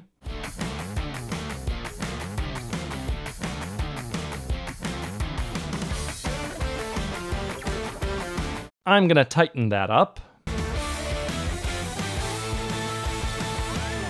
Okay, that's better. I quite like this 45-degree transition from this shot to this shot. It was actually an accident that I stumbled into while experimenting, but I liked it, so I kept it that way. I actually think the lack of camera motion in these shots makes them a lot less interesting after all. Skateboarding is about movement, so it's no wonder that most skateboarding videos are shot with the camera also in motion. So I'm gonna zoom and keyframe all these clips and make the editing even tighter. Now that's definitely the best so far. Did you notice how I maintained more careful control over where the viewer's eye is looking? And how the motion and direction of the transitions aid with that? I didn't think it was possible, but I made the Venetian blinds work for this. You may also have noticed the subtle effect here on the skater just before the final transition. That was also an accident that I liked, so I kept it in after some modification. It's achieved by duplicating the layer, offsetting it, and adding another transition on top. There's a lot more I could do to make a skater video more exciting to watch. I could do more speed ramps, add sound effects and visual effects, get better music, and of course, not use the Venetian blinds for every single transition, but it was an interesting challenge to find a way to make that work. Now, I watched several skateboarding videos just to find some wild transitions, and I couldn't. This is as close as I got, right here. It's just the intro. All the skateboarding videos I found mostly just used straight cuts between shots. Nothing fancy. And that's probably because people are here to see cool skateboarding tricks, not cool editing tricks. Sometimes less is more. My little skate video needed fancier editing, because the skateboarding tricks being done were a lot more simple. Anyway, let's talk about where you can actually find the Venetian blinds transition. As usual, Premiere's stock version of this is not nearly customizable enough, although you actually can choose the number of bands with this bizarre text box. Interestingly, I found out while writing this video that Premiere does have a better Venetian blinds transition effect hidden in the obsolete folder, and it's far more customizable than the non-obsolete transition. You've got direction, width, and feather options, and the feather is actually good. It's curved instead of linear. Adobe, this is not obsolete. Your replacement for it is worse, not better. Maxon Universe does not have one. BorisFX Continuum kind of has one, the multi-stripe wipe, but you have to load the correct .bsp to get it to work. And all of these parameters are super weird. It's clearly designed for some other purpose. Film Impact's Venetian blinds are hiding inside of the linear wipe. All you have to do is increase the number of repeats. As already discussed, this transition has just about all of the excellent customization options you'll ever need. Combine repeats with mirror, and the Venetian blinds will grow from the center instead of the edge of each blind. And they even have the stroke on both sides. That's great. Also, you've got glow and shadow. Separate from the feather control, there's another control for the softness of the unmoving part of the Venetian blind edge, but it scales with the transition completion, which I don't actually like. So I'm not sure what this is for. If you don't like that, just use the mirror trick and it'll use the feather parameter on both edges. The only thing you don't have in here is the wave or cascade that I've seen elsewhere. The push. I use this transition all the time. At its most basic form, a push transition will move clip A to the left until it exits the frame, while clip B is also moved left until it fully enters the frame. Or you could push right or up or down. But you can't really push at any other angle because video is rectangular, and that would show the nothingness behind it. There are ways around this, but I'll get to that later. Despite being limited to just 4 directions, this transition is incredibly useful. As a rule of thumb, I use the push transition to show movement through time or space. I'll show you space first. Here are 2 shots taken on my Eclipse road trip. I'll play them with a straight cut in between. Look at all of those RVs. It's endless. And we just passed a storage place. See? It's storage for the RVs. This is where they go to die. With a push transition, we can make this better. First, let's try push left. Also, I need to redo the narration to make it way more concise. Buy an RV here, store the RV there. Definitely better, but a push left was the wrong choice, because it's not moving in the same direction as the underlying footage, and it's not indicating the direction that we've moved through space. The second shot genuinely did happen just a little ways further down that same road. So let's fix that with a push right instead, and let's speed it up. Also, let's add a fast whoosh sound effect. Buy an RV here, store the RV there. That's much better. If you want to use a push transition, a push right is the only correct option for this. Left, up, or down simply don't work as well. Also, just for fun, because both of these shots have a built-in zoom, I'm going to adjust the timing to try to integrate that. Buy an RV here, store the RV there. Oh, that's just great. Alternatively, you could try a soft edge wipe. Buy an RV here, store the RV there. That actually looks pretty good too, because the wipe moves in the same direction as all the other stuff we're passing. Turns out, for these two shots, because they're already in motion, we don't actually need to use a push to add more motion to them. Let's try a dissolve instead. Buy an RV here, store the RV there. This is definitely worse than the push and the wipe. It still kinda works because the joke is funny, but I'd say it's even worse than a straight cut. Remember, you're trying to avoid using dissolves for everything. This footage did not make it into the Eclipse vlogs, by the way, but it's funny, so I at least wanted to show it here. Here's another example. It's like fortifying the crap out of the front of your house during the purge and not realizing there's a basement window that you never used. Oh no. It works well because it simulates looking around a house for potential entrances. I've also used the push transition a lot to simulate looking around on a web page. And I do this because I didn't want to bother manually keyframing with the motion or transform effect. The push transition is just so much easier. This won't work as well if you don't include motion blur, which is why I use motion blur.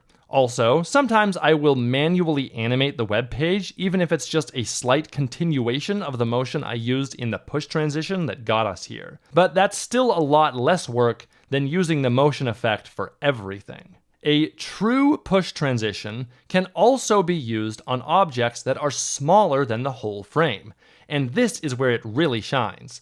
I think I've used it for this more than anything else. Back when I edited Tech Quickie, I'd constantly move the host in and out of the frame as needed, mostly using the push transition. And I'd use it to move stuff they were talking about in and out of the frame. This is really easy, since those objects are probably already on their own layers. Just add a push transition to the head or tail of those clips, and they'll just animate themselves in or out. No keyframing required. Though I often like to add a bit of subtle motion or rotation to an object, so it's not just sitting there completely unmoving, because that's kind of boring. Though sometimes I'd still animate stuff manually when the push transition didn't have what I needed, such as in this beautiful moment. And the litigation dragged on for over a decade, but Zenith ultimately lost anyways. I've also seen push transitions used to bring in cropped video elements, like this dumb infomercial, or this moment from Captain Disillusion. I've used it to go back and forth between two different things, always keeping their relative locations consistent. The film impact push has optional, customizable overshoot and bounce animations, which I've used to great effect, and I once used the overshoot animation plus a ridiculous spring sound effect to do this. One cable. So if you had a 5.1 surround setup for... Because I was feeling silly. The buncho layer style push transitions don't allow you to do this stuff, because they cannot be used on single clips, and always affect everything underneath themselves. I tried nesting to get around that, but it does not work. So maybe you can start to see why I don't like these buncho layer style transitions. But they do have their place, and I will talk about them later. Now, let's talk about time. Most languages are written from left to right, then top to bottom. This is probably because most people are right-handed, and you generally don't want your hand to immediately obscure the thing you're writing. There are some exceptions to this, like traditional East Asian script and the Kuk Tayor, who perceive time as flowing from east to west. But I'm making videos for people who can speak and read English, which goes from left to right. And it's not just reading. This cultural association of right means forward in time goes really deep. Western musical notation is read left to right. Time on a graph is always shown from left to right. Premiere's timeline moves left to right. The entire film of Snowpiercer uses right to mean forward. When you arrange products in order of age, it should be oldest on the left, newest on the right. when you take a photo of transistor sizes through history, you will tend to arrange them from left to right. Knowing all this, if I want to very explicitly show that time has passed, I will use a push to the left, because a left push simulates the viewer traveling to the right, which is forward in time. So the direction of the push is opposite to the direction of travel through time. Get it? This also means that a push right will simulate the viewer moving to the left, which is backwards in time. So here I used a push left to jump forward a few days to when this foot pump had unfrozen. A straight cut does not really work because those are used within the same scene, and an exposure flash does work, but I just think a left push works better. In this old video, I only had footage of Linus talking about using this bug salt gun outside, and then some footage of police officers who stopped him, but I had no footage of the actual police encounter. I'm still proud of my solution, which was to use a simple push left, accompanied with a siren sound effect. So let's see if we can find some bugs to hunt, shall we? So our fly hunting expedition got cut a little short. It's worth noting at this point that I learned to use the push transition in this way from watching Malcolm in the Middle back in the 90s. They often used a very short whip pan with a whoosh sound effect to separate different scenes. It's not technically a push transition, which would look like this. Here they are side by side. I think the whip pan looks better, but these two things are functionally identical. So that's where I learned this technique, now you know. Here I used a push left to go forward to the next day, and showed the slate at the start of the day's filming to make it obvious. I had to do this because, to my memory, Linus never explicitly said, "We're gonna stop filming for today," so I had to use a transition to make it clear. I did that again for day 3. So you might think that I only used the push transition to separate those 3 days from each other, but I also used it to skip time within the same day. Again, since a push left means going forward in time, a push right means going back in time. Here, the Mythbusters use a push right to show older episodes that also feature duct tape, and here I use a push right transition to go back in time within the same episode, and then a push left transition to return to the present moment. You don't really need the white vignette and sepia tone, but I did it for fun, I guess. Now, here's one case where a push left or right would both have been appropriate. The Mythbusters are on the docks, and the next scene is back in the studio. The editor decided to do a push right, because presumably the studio is back in that direction, to the left. So we're moving through space. If the editor had used a push left, then it could also be interpreted as movement forward through time instead of movement through space. So that would also work. The only 2 directions that would not work nearly as well would be a push up or down. But those would be appropriate if we were moving up or down inside of a building or something. Now, you might think that because English is read from top to bottom, that downwards is also strongly associated with movement forward through time, but it's really not. I've seen plenty of graphics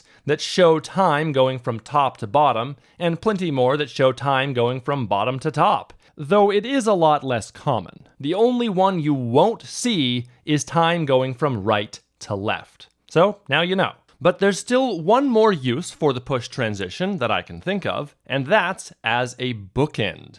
A real-life bookend is a support placed at one or both ends of a row of books to keep them from falling over. They can be very plain-looking or quite decorative. Imagine a long shelf with lots of groups of books on it, with bookends between each one. In my analogy, each pair of bookends are the same type of transition. Each book is a video clip, and the crack between each book is a cut, or maybe a simple transition like a wipe or dissolve. Each group of books is an entire scene, or a single coherent segment within a scene. Malcolm in the Middle's whip pans could absolutely be called bookends, though they didn't always use it to separate scenes. Sometimes they just used a straight cut, and sometimes the whip pans were used several times within the same scene, and it always worked quite well. So, a bookend transition does not necessarily have to be used to separate entire scenes. In the first part of episode 2 of my Eclipse Trip series, you did watch that series, right? It's on my second channel. Anyway, I'm searching online and in person for a van to buy for the trip. I used cuts and linear wipe transitions between each individual photo of the same model or type of vehicle, and then I used push transitions to separate each different model of vehicle from one another. And those are the bookends. I had a lot of them because I considered a lot of different models of vehicles. To make this even more clear, I also used whoosh sound effects for those push transitions, but not for any of the other transitions during this scene. So you can use bookends around anything, and you can use just about any transition to do so, as long as you're consistent about it. It doesn't have to be a push transition. As I mentioned before, you could use a dip to black. Mythbusters used the page peel transition as bookends around these animated explainer segments, which were often themed around blueprints. We'll talk about the page peel transition later. They also used a film countdown to transition in to black and white archival footage, and a chaotic film burn transition to get back out. Bookend transition pairs don't have to be exactly the same. In this video, a push up is used to get into a tiny segment about the Arium bioreactor, then a push down is used to get back to the main video. It's perfect. I would have used an eased transition, though. So you can add a few bookends to your list of what transitions to use in specific situations. And you might want to make that transition exclusive to just that type of bookend, but you don't have to. In that Eclipse video, in another scene, I also used the push transition to look around on different websites for information about batteries to get for my van, and that was just fine. Remember, most of what I'm saying about transitions are more like guidelines than actual rules. The slide. A full-frame variant of the push is called the slide, where clip A or clip B remain stationary, like so. You can do this with the film impact push with this little menu, or you can just add a normal push transition on the head or tail of a single clip, which is the way I always do it. I don't usually use the slide because it explicitly reveals the frame edges, which looks cheesy, even if you try to disguise it with motion blur. Here's an absolutely terrible example of how to use the slide transition. It's slow, with linear motion, no motion blur, and the two shots have nothing to do with each other anyway. However, when those frame edges actually simulate real-ish things, like a sheet of paper or the edges of a web page, then I will use the slide transition. Here, I used it to slide away a piece of paper, revealing the host, Devon, underneath. This worked way better than using a push transition, because there's no good reason for Devon to be moving around, and I didn't want to imply a scene change. Aside from stuff like that, I don't really use the slide all that much. How fast should it be? The push is one of the fastest transitions. It just doesn't look very good when it's done slowly. My theory as to why has to do with where the viewer is looking. If you do a slow push, the viewer's eye will track along with that motion. But then as their eye gets closer and closer to the edge of the frame, they'll look back towards the middle, only to be pushed back over to the edge again. This is kind of annoying, and you usually don't want to annoy your viewer, usually. But if you do, make sure you're doing it for a good reason. Anyway, with a fast push, the viewer's brain doesn't really have time to tell the eyes to start tracking the motion, and it gets extra blurry anyway, so there's even less reason to track the motion, and this all means that your viewer's eyes will probably stay pretty much exactly where they already were, and that's what you want. So there's a threshold of motion where the viewer's eye will deliberately not follow along. I'm not exactly sure what that speed is, I just kind of have a feel for it. At 30 FPS, for full screen left and right pushes, I use 7 frames, with an ease in and out of 50. And for up or down pushes, I use 6 frames, with an ease in and out of 40, which I think just looks a bit better than 50. You can see that these presets are pretty old. There are 2 parameters missing, so I'm gonna make new ones. I think a blur of 20 is too low, so I'm gonna increase it to 40, and I'll add just a little bit of chromatic aberration. When I use a push transition on a smaller object, I'll usually make it last longer, So I think I'll also add some slower presets and macro keys that are just for small object pushes. Though, come to think of it, the film impact travel transition would be more appropriate for that, since it would let me use any angle later, and I can add a bit of overshoot, which I don't want to do for a full screen push because then it reveals the other frame on the other side, like this. It's ugly. Anyway, where to get the push? Good news, everyone! The film impact push is the absolute best push transition, the gold standard, and it's free. You can use it forever after your 30-day trial. The free version does have some limits though. Also, I know there's a watermark in this footage, just ignore it. It's only because I didn't want to make a second free account and then wait 30 days for the trial to expire. Remember, your 4 free transitions will not have a watermark so long as you do have an account. The free push transition has parameters for direction, blur, chromatic aberration, and holy shit, I just noticed there's a stretch parameter. Don't go overboard with that one. Keep it subtle if you use it at all, which I don't. I've never needed or wanted that, but I'm happy that it exists. With the free version, you can't change the ease values, but these fixed parameters are still way better than a linear push. You've also got anticipation and overshoot parameters, but without access to the easing controls, I think these are not very useful. The motion is just too fast for my liking, and only the ease controls can slow it down. The paid version of the push does have those adjustable parameters for easing in and out, plus the bounce and overshoot curve types, which each come with their own sets of extra parameters for bounciness, frequency, amplitude, etc. You can always make your animation look exactly how you want by adjusting these. And don't forget that you can keyframe most of these parameters, though I've never needed to, but you could, for example, make the motion blur end early if you wanted.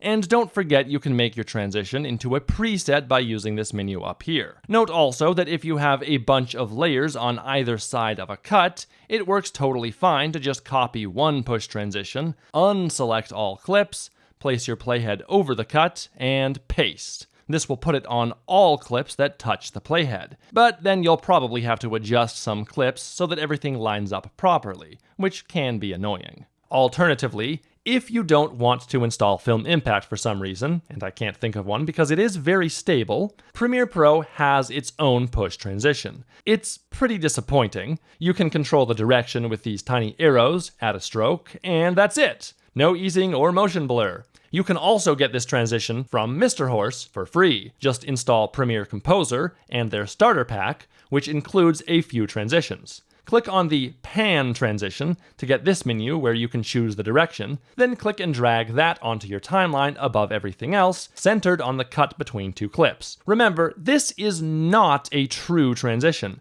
so if you go frame by frame, it's really obvious that there's just a hard cut somewhere in the middle of all that motion. Personally, I think this transition doesn't get going quite fast enough before the cut. I might have given it one more frame of acceleration. This pan transition does have what I call a long tail, which is nice, and almost completely unique to Mr. Horse, you can change the timing of this transition just by dragging the outermost edges left or right. So you can easily make the tail or head longer or shorter. It just frickin' works. Note that this adjustment layer-based transition affects everything underneath itself, so it can only be used for the full frame, not on smaller objects or on just the head or tail of a single clip. Even though I prefer the Film Impact push, I can see this pan transition being useful in situations where I have a lot of layers on both sides of a cut and I don't want to slightly extend all of them to make the true transition work properly. Unfortunately, I do see a 1 pixel gap at the very top that is not blurred, so that's annoying.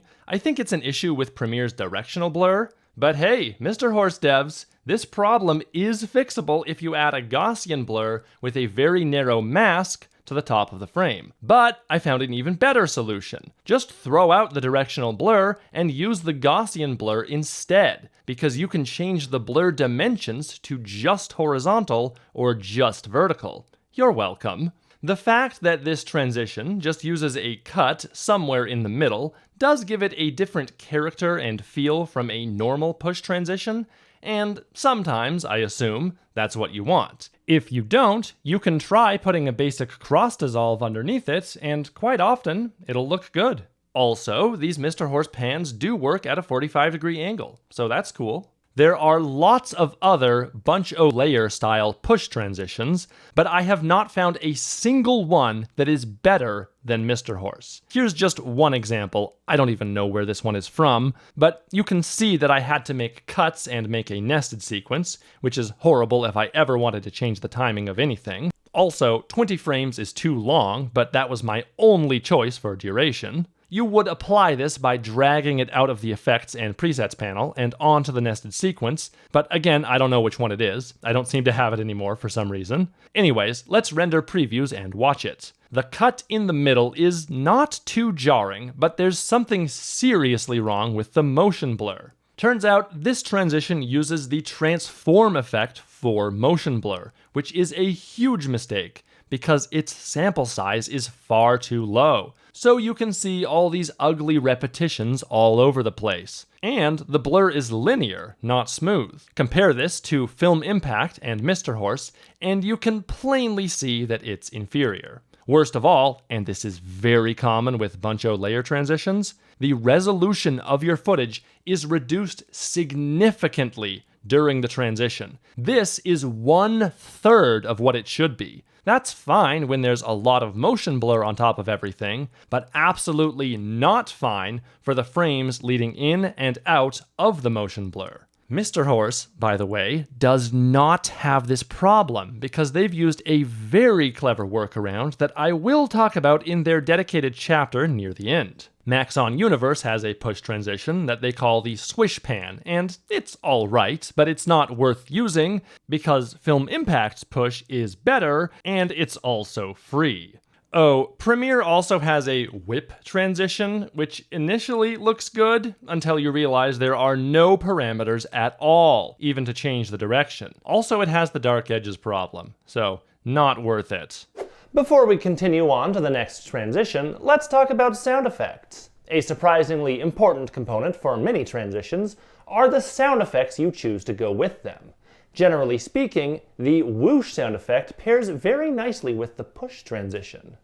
As far as I'm concerned, whooshes are the most important sound effect. I can never have enough of them, and I still feel like I don't have any really good ones. The most common problem you'll find with these sound effects is them being way overmastered, to the point where you can only imagine them being used in super dramatic movie trailers. Added reverb is also very common and basically makes a whoosh useless to me. I'll add my own reverb if I want it, thank you very much. If your whoosh sounds are too long, you can always trim the ends using an audio transition like constant power. That's my default audio transition at least. There are only 3 of them, and I'm not going to explain the differences because I don't want to. Also, you can use the time stretch tool to make sound effects longer or shorter, but keep in mind this will also change the pitch. Sometimes you want that, but if you don't, the clip speed/duration panel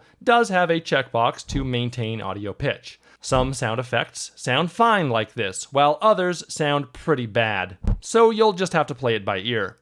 Generally speaking, the more you change the speed, the worse it'll sound. So if you want a fast whoosh, or indeed any sound effect, you should start with a sound effect that is already fast, instead of trying to modify a much slower sound effect. Again, you should collect a lot of whoosh sound effects if you're serious about video editing, and you'll have to experiment to see which whooshes pair best with which transitions. You can use whooshes with your wipes, but especially if those wipes are happening while someone is talking, you have got to keep the sound effects very subtle. Remember, the most common problem with sound effects is that they are too loud, so don't let them overwhelm the dialogue. You can also try searching for wind to get whoosh-type sounds that are more gentle or more extreme. And a more overt, in-your-face sort of whoosh is a whip sound effect. I don't think I've ever used a sound effect for a cross-dissolve transition, and neither should you, unless you really know what you're doing.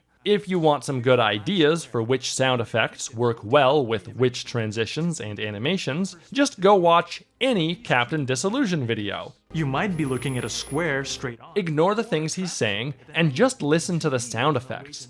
There are way more than I expected, and they're all expertly used. And it can be nudged to one extreme or the other by the perspective. I once asked him which sound effects pack he uses, and I'm pretty sure it's this one. I've wanted it for years, but at $1,000 US, I just can't justify it right now. This YouTube channel is still not making enough money. Maybe it would help if I didn't spend all my time making multi-hour videos about transitions, and instead made a whole bunch of shorter videos. I could have made this as like one video per transition. I could have made like 20 videos. If you've tried a bunch of sound effects and still can't figure out which one to use, it's probably better to use nothing at all. I recorded my own sound effects for the transitions for my cube mosaic by sliding cubes across each other and across my desk, but ultimately I decided not to use them because they just didn't work with the motion. I think I made the right choice. But that doesn't mean my experimentation was a waste of time. It definitely wasn't. You won't get better at something unless you study, practice, and experiment with it. Rule of thumb, don't make sound effects with your mouth. Sorry, XKCD. Oh, I'm assuming the desk is beneath a skylight or outside. It usually just sounds dumb or annoying or ridiculous, but sometimes that is what you want. I did this as a joke in this Tech Quickie video. And easy to defend unless someone tried to invade with like actual warships and bombers. And again, for this video, also to make fun of something. Frankly speaking, it's stupid. Like, could they not figure out any better way? And people absolutely loved it. Cube spin and other 80s transitions. These are the transitions I've most been looking forward to talking about. Not because they're any good, but because they're so bad that they're good. Sometimes. And understanding the history of transitions will really help you to understand a lot of the weirdness that still exists with some transitions and effects today. The cube spin is a silly transition from, I think, the 80s, and it was also used a lot in the 90s, but it's fallen out of favor because it looks, stupid. But this kind of shit blew people's minds back in the 80s. It was new and exciting. They loved it. That's pretty incredible. It seems like there are all kinds of possibilities that are possible now. It's endless. Maybe they can create an effect that would make you disappear. Savage. It's not just the cube spin. Back then, they just loved taking video sources and moving them around, spinning them, stretching them, adding a bunch of weird trails and other over-the-top color effects. No wrong answers. Anything goes. As computers got smaller and cheaper, these ridiculous effects and transitions made it into the hands of amateur video makers. That works well. With products like the Video Toaster. It had puzzle pieces, gears made of static, pouring water, the cube spin of course, woman pulling down a projector screen, and the golf transition, among many, many others. That last one was even parodied in a Captain Disillusion video. Shout out to John Holt for uploading all these. Excellent work. But as time went on and tastes matured, we can see these early experimental effects and transitions for what they really are. Cheesy, distracting nonsense. Most of these zany transitions were gradually phased out of most video editing software, while the simpler wipes and dissolves that we still use today have remained.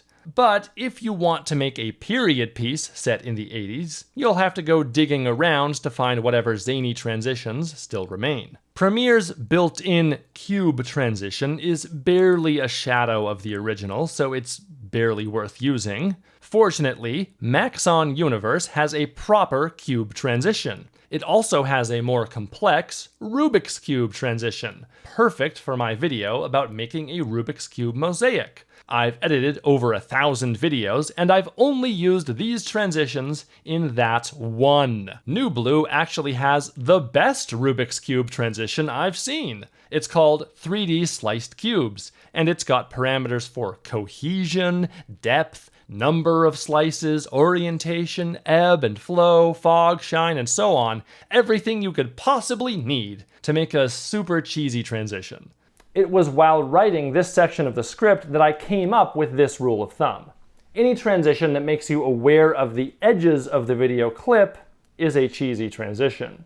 It can help to think of video as a window to another world, and the edges of the clip are analogous to the window frame. So if the window of your house suddenly flies away, that's basically breaking the fourth wall. With some exceptions, video is two-dimensional, but it's actually depicting a three-dimensional world. So any effect or transition that treats video as a two-dimensional rectangular shape that can just be moved around and even distorted by an otherworldly 3D perspective is just cheesy or breaks the fourth wall. Again, it's totally fine if that's what you want, but you need to be aware of it. Pixelan, in particular, still has so many absolutely insane and cheesy transitions that do so much more than just revealing the video edges. I actually love it. I'll talk more about Pixelan in a dedicated chapter near the end.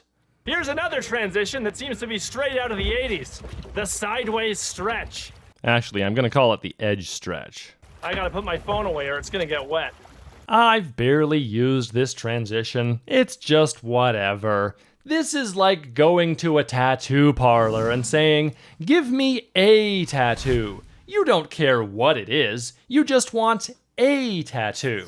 And then they slap something on, and it's not terrible, but it's not good either. That's the edge stretch transition. I don't like it, I don't hate it, but I found two instances where I did use it. One of them was fine, as it pulled the viewer's eye a little bit higher to look at Linus's face, and in the other instance, it was not ideal. There's no reason to stretch from the edge in this case. Linus is in the center of the frame, so I should have put the center of the stretch there. Notice though that I only used it on the tail of these clips, keeping the next clip in the same location. Had I used the transition between those two clips, it would have been worse. I did find another moment where it might have been fun to use though. Here it is without the transition. What is going on here? My world is upside down.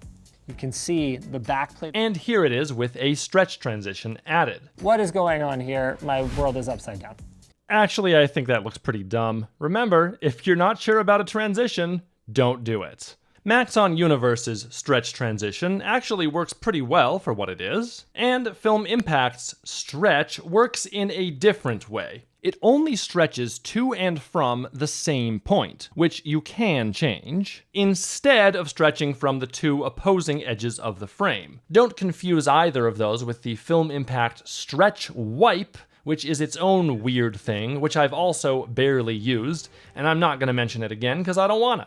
Center stretch, or squish. Now, it's just me who calls this the center stretch and the other one the sideways stretch, edge stretch, because everyone else just calls them both a stretch, which is quite ambiguous, so I needed to disambiguate that shit. I've definitely used the center stretch transition more often than the edge stretch. It reminds me of mist dissipating into nothing, particularly when this transition includes a blur. If it doesn't, it'll probably look worse? It depends. I know, it all depends, right?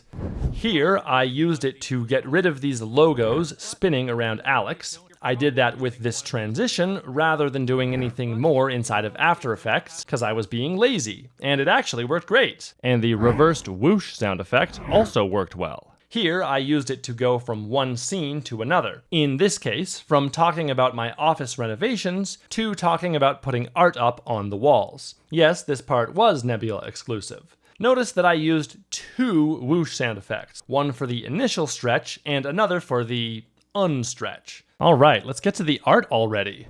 I've got some old... This is kind of a more intense transition when used full screen. and you can't really make it go as fast as a push because there are two parts to it, the stretch and the unstretch, unless you apply it only to the head or tail of a clip, which is perfectly acceptable and often preferable. That's what Captain Disillusion does here and here. And I did an unusually fast one here rather than just cutting back to the host. Whatever. This is like a below average transition. Aside from the rare excellent use case like this, I have not found much use for it. But maybe you will. The full frame zoom in and or zoom out transition. Oh boy, this is a big one. So, here's the lamest possible version of this transition. The Premiere default cross zoom. I'd call this a zoom in and out.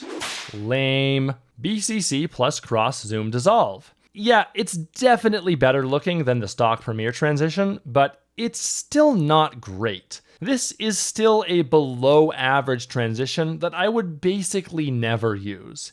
It's another tattoo parlor equivalent of just give me a tattoo. How about the Mr. Horse zooms? By the way, these are free.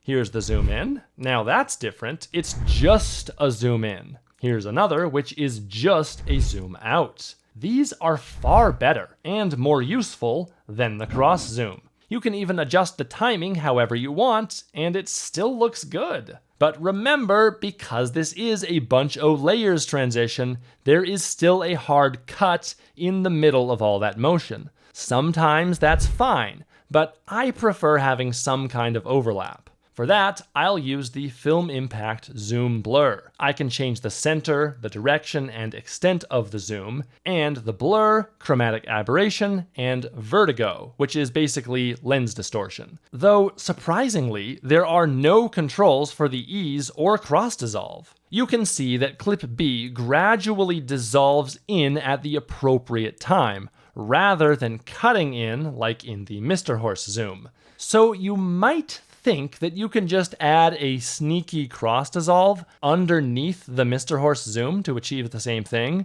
but that doesn't work no matter what you try. Just leave it as a cut. A great use for a full frame zoom in or zoom out transition like this is to show that one thing is inside of another thing. So we're moving through space, kind of like the push transition, but instead of left, right, up, or down, we are moving forward or backward. Here, I used a zoom in transition on a still photo to enter the world of my office. I think that worked really well. Here, Captain Disillusion uses a zoom in transition to get us inside of this scale model DeLorean. Notice that the angle of the camera technically is different, but it's actually not jarring or confusing. The zoom-in transition doesn't need to be completely literal. Also, I just noticed that he then does a zoom-in and then zoom-out transition, which works really well. Here, I use a zoom out to show that these small modules are what make up the surface of a jumbotron. Here, I used a zoom out to go from microcode to a CPU die, even though that's not exactly literal, then another zoom out to the silicon wafer.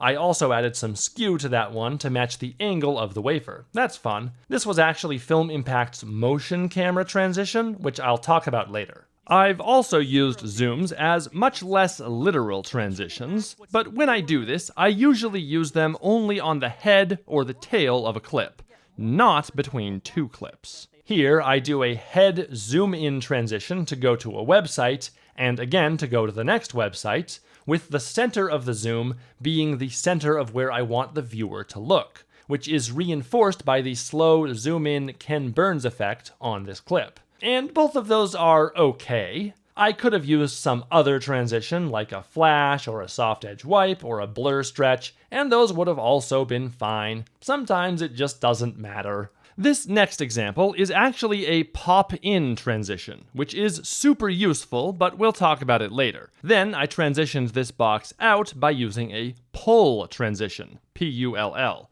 It kind of looks like a zoom in or out transition, but it goes from the center of the object instead of the center of the frame. Now it's time to talk some more about frame edges. Long story short, any and all Premiere transitions can only work with the frame that you give them. That's everything contained inside the boundaries of the program monitor. That's fine for some transitions, like wipes, but if you're doing a single zoom-in transition and you don't do anything fancy, it'll end up looking like this. See the problem? Clip A is fine, but for clip B, which has to start out being smaller than the frame, we can easily see those hard edges, and they don't look very good. We could try to solve this by feathering the edge. That's better, but still not ideal. If only we had more image information about what's out here, beyond the edges of the program monitor. But we don't. Even if you have a larger video that you've scaled up, so that technically there is extra image information beyond the edge of the program monitor, no transition in Premiere is able to use that information.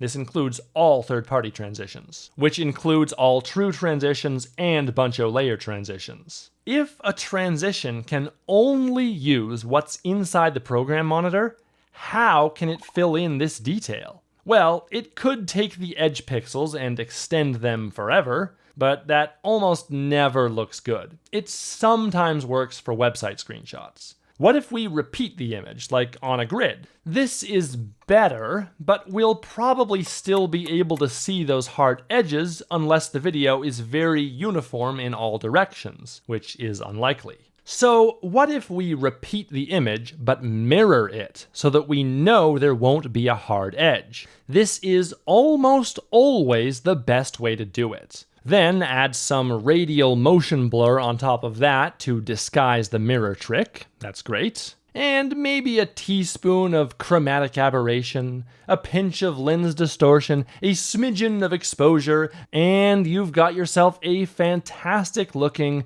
zoom transition. Now, the best transitions allow you to customize everything I just talked about and more, like the zoom center and zoom amount. I already explained the film impact zoom blur, which does all of that stuff, and I will explain the motion camera in the dedicated film impact chapter near the end. It's amazing. The BCC plus crash zoom dissolve has some parameters that film impact's zoom blur doesn't. It's got spin, easing in, out, and center, dissolve duration, plus some weird stuff like smear offset, which I would never use. Also, it has the usual GUI, which I love. Unfortunately, we've got some problems. If you want a longer zoom transition, you'll notice this bizarre lurch in the motion in the very middle of the transition. You might think that you can change the ease middle parameter to fix it, but nope, that does not work.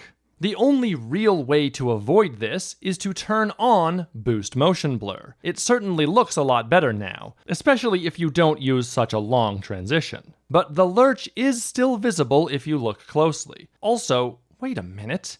It's my old nemesis, the resolution reduction problem. Why? BorisFX, I know you're better than this. Hopefully they'll fix these issues after seeing this video. Remember, when applying your zoom transitions, the viewer should not really be able to see any detail or repeating patterns in the mirrored images. To obscure that, a good transition will use motion blur, and a well-timed built-in dissolve or soft edge iris wipe between the two clips. The absolute worst zoom transitions will happily reveal a sort of kaleidoscope pattern, like this one from a terrible AI video that I generated. Newblue has something called zoom, but it's actually just a traveling zoom blur.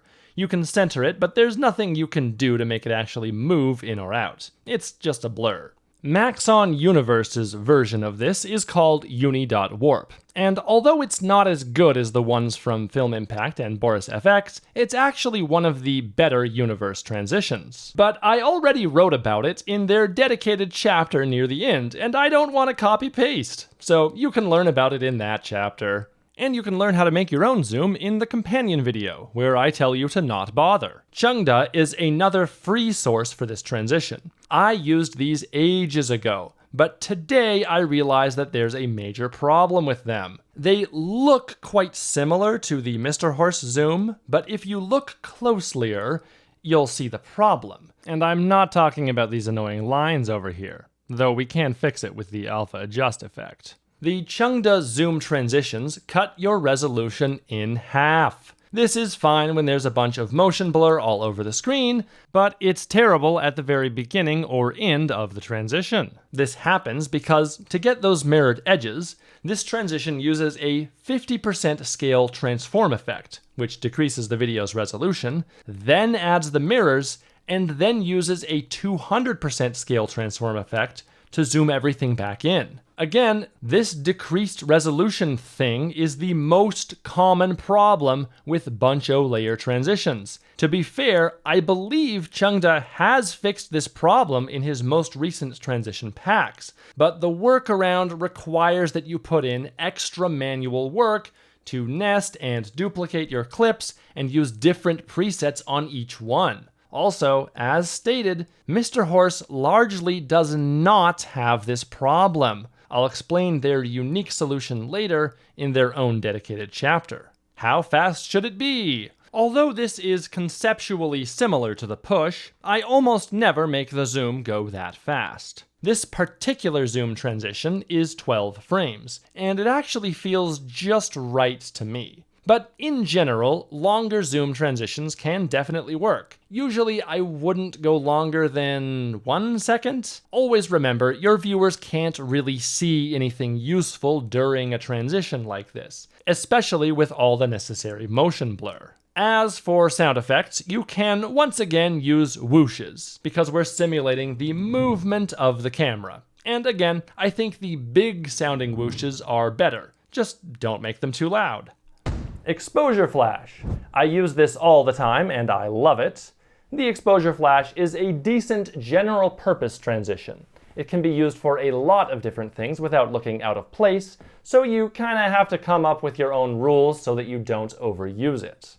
This essentially simulates the introduction of a very bright light source like a camera flash or the sun.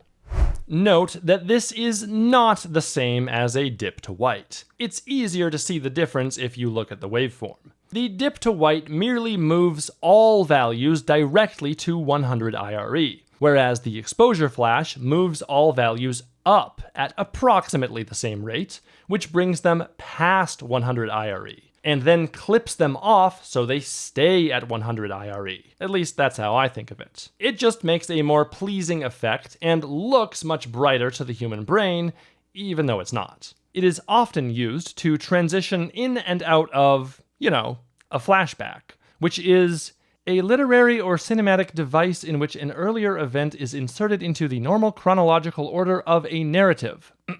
Why the flash? I have no idea. Leave your theories in the comments. I guess it had to be something. But the exposure flash has far more uses than just flashbacks or flash forwards. I've seen it used for before and after shots on home renovation shows. I used it here to start off a whole episode of Tech Quickie by transitioning to the second shot. I used it for a cutaway joke here. And the attitude among the folks in charge was, hey, what we have is good enough for everybody.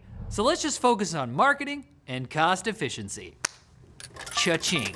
Here, I used it just as a generic transition, not really meaning anything. It's just better than a straight cut in this case. Mythbusters often used it to get back to the present moment after we'd been looking at footage from old episodes. We'd get into those old episodes by doing a push right, or an exposure flash. I also saw the exposure flash used to just go to an alternate camera angle. And in this episode, they used a push left to go to old episodes, then a plain cut to return to the present moment. It's quite clear to me that TV shows have some sort of editor guidance for which transitions should be used where, but it looks like I'm not the only one who improvises transitions. Something like an exposure flash was used to make this text flash in this commercial. Yeah, it doesn't always have to be white.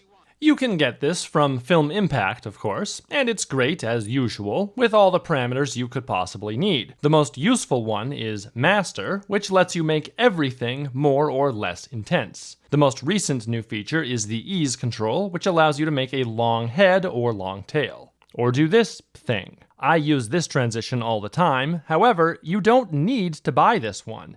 You can easily achieve great and repeatable results with a simple adjustment layer. And I moved the chapter on how to do this over to the other video. By the way, I do almost always use the Film Impact Flash on a cut on an adjustment layer above everything else.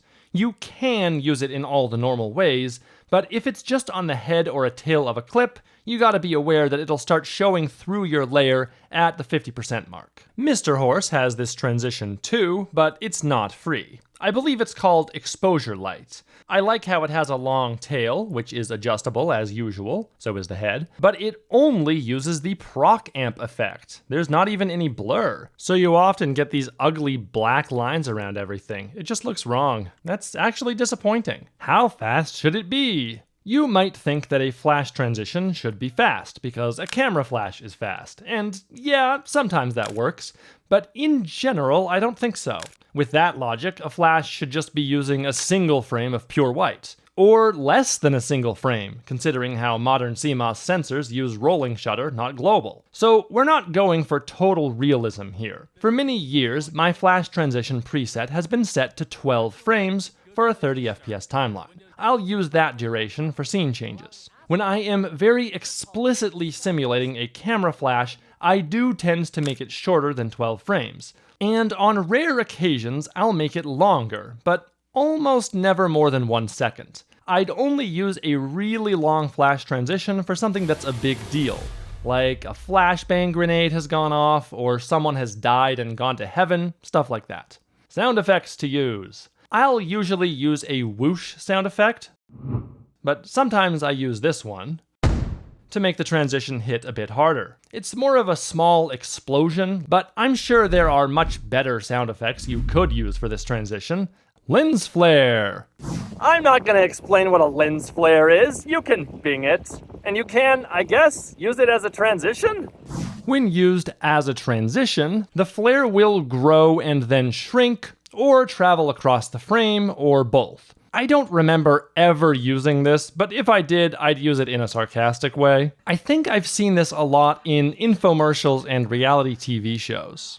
Plus, you know when I date guys like... But I haven't watched network TV since the aughts, so maybe they don't do that anymore. I also remember it being used for a lot of before-after shots on home renovation shows. Because sparkly equals magic, it's kind of magical looking, so you would never use this transition to go from a nice room to a dumpy room, unless you're making a joke out of it. So I found a bunch of before-after home renovation shots, and none of them used a lens flare transition. Instead, they used an exposure flash, dip to white, cross dissolve, or I think these ones in the middle are called God rays. So maybe it's fallen out of style since the 90s. As well, it should have. It's pretty cheesy. I guess it kind of makes sense. If you want to show clear before and after shots, and you've got a bunch of distracting effects in the middle, then the audience has kind of forgotten what the before shot looked like by the time they get to it. Obviously, I've massively exaggerated with this example, so let's just do a single lens flare.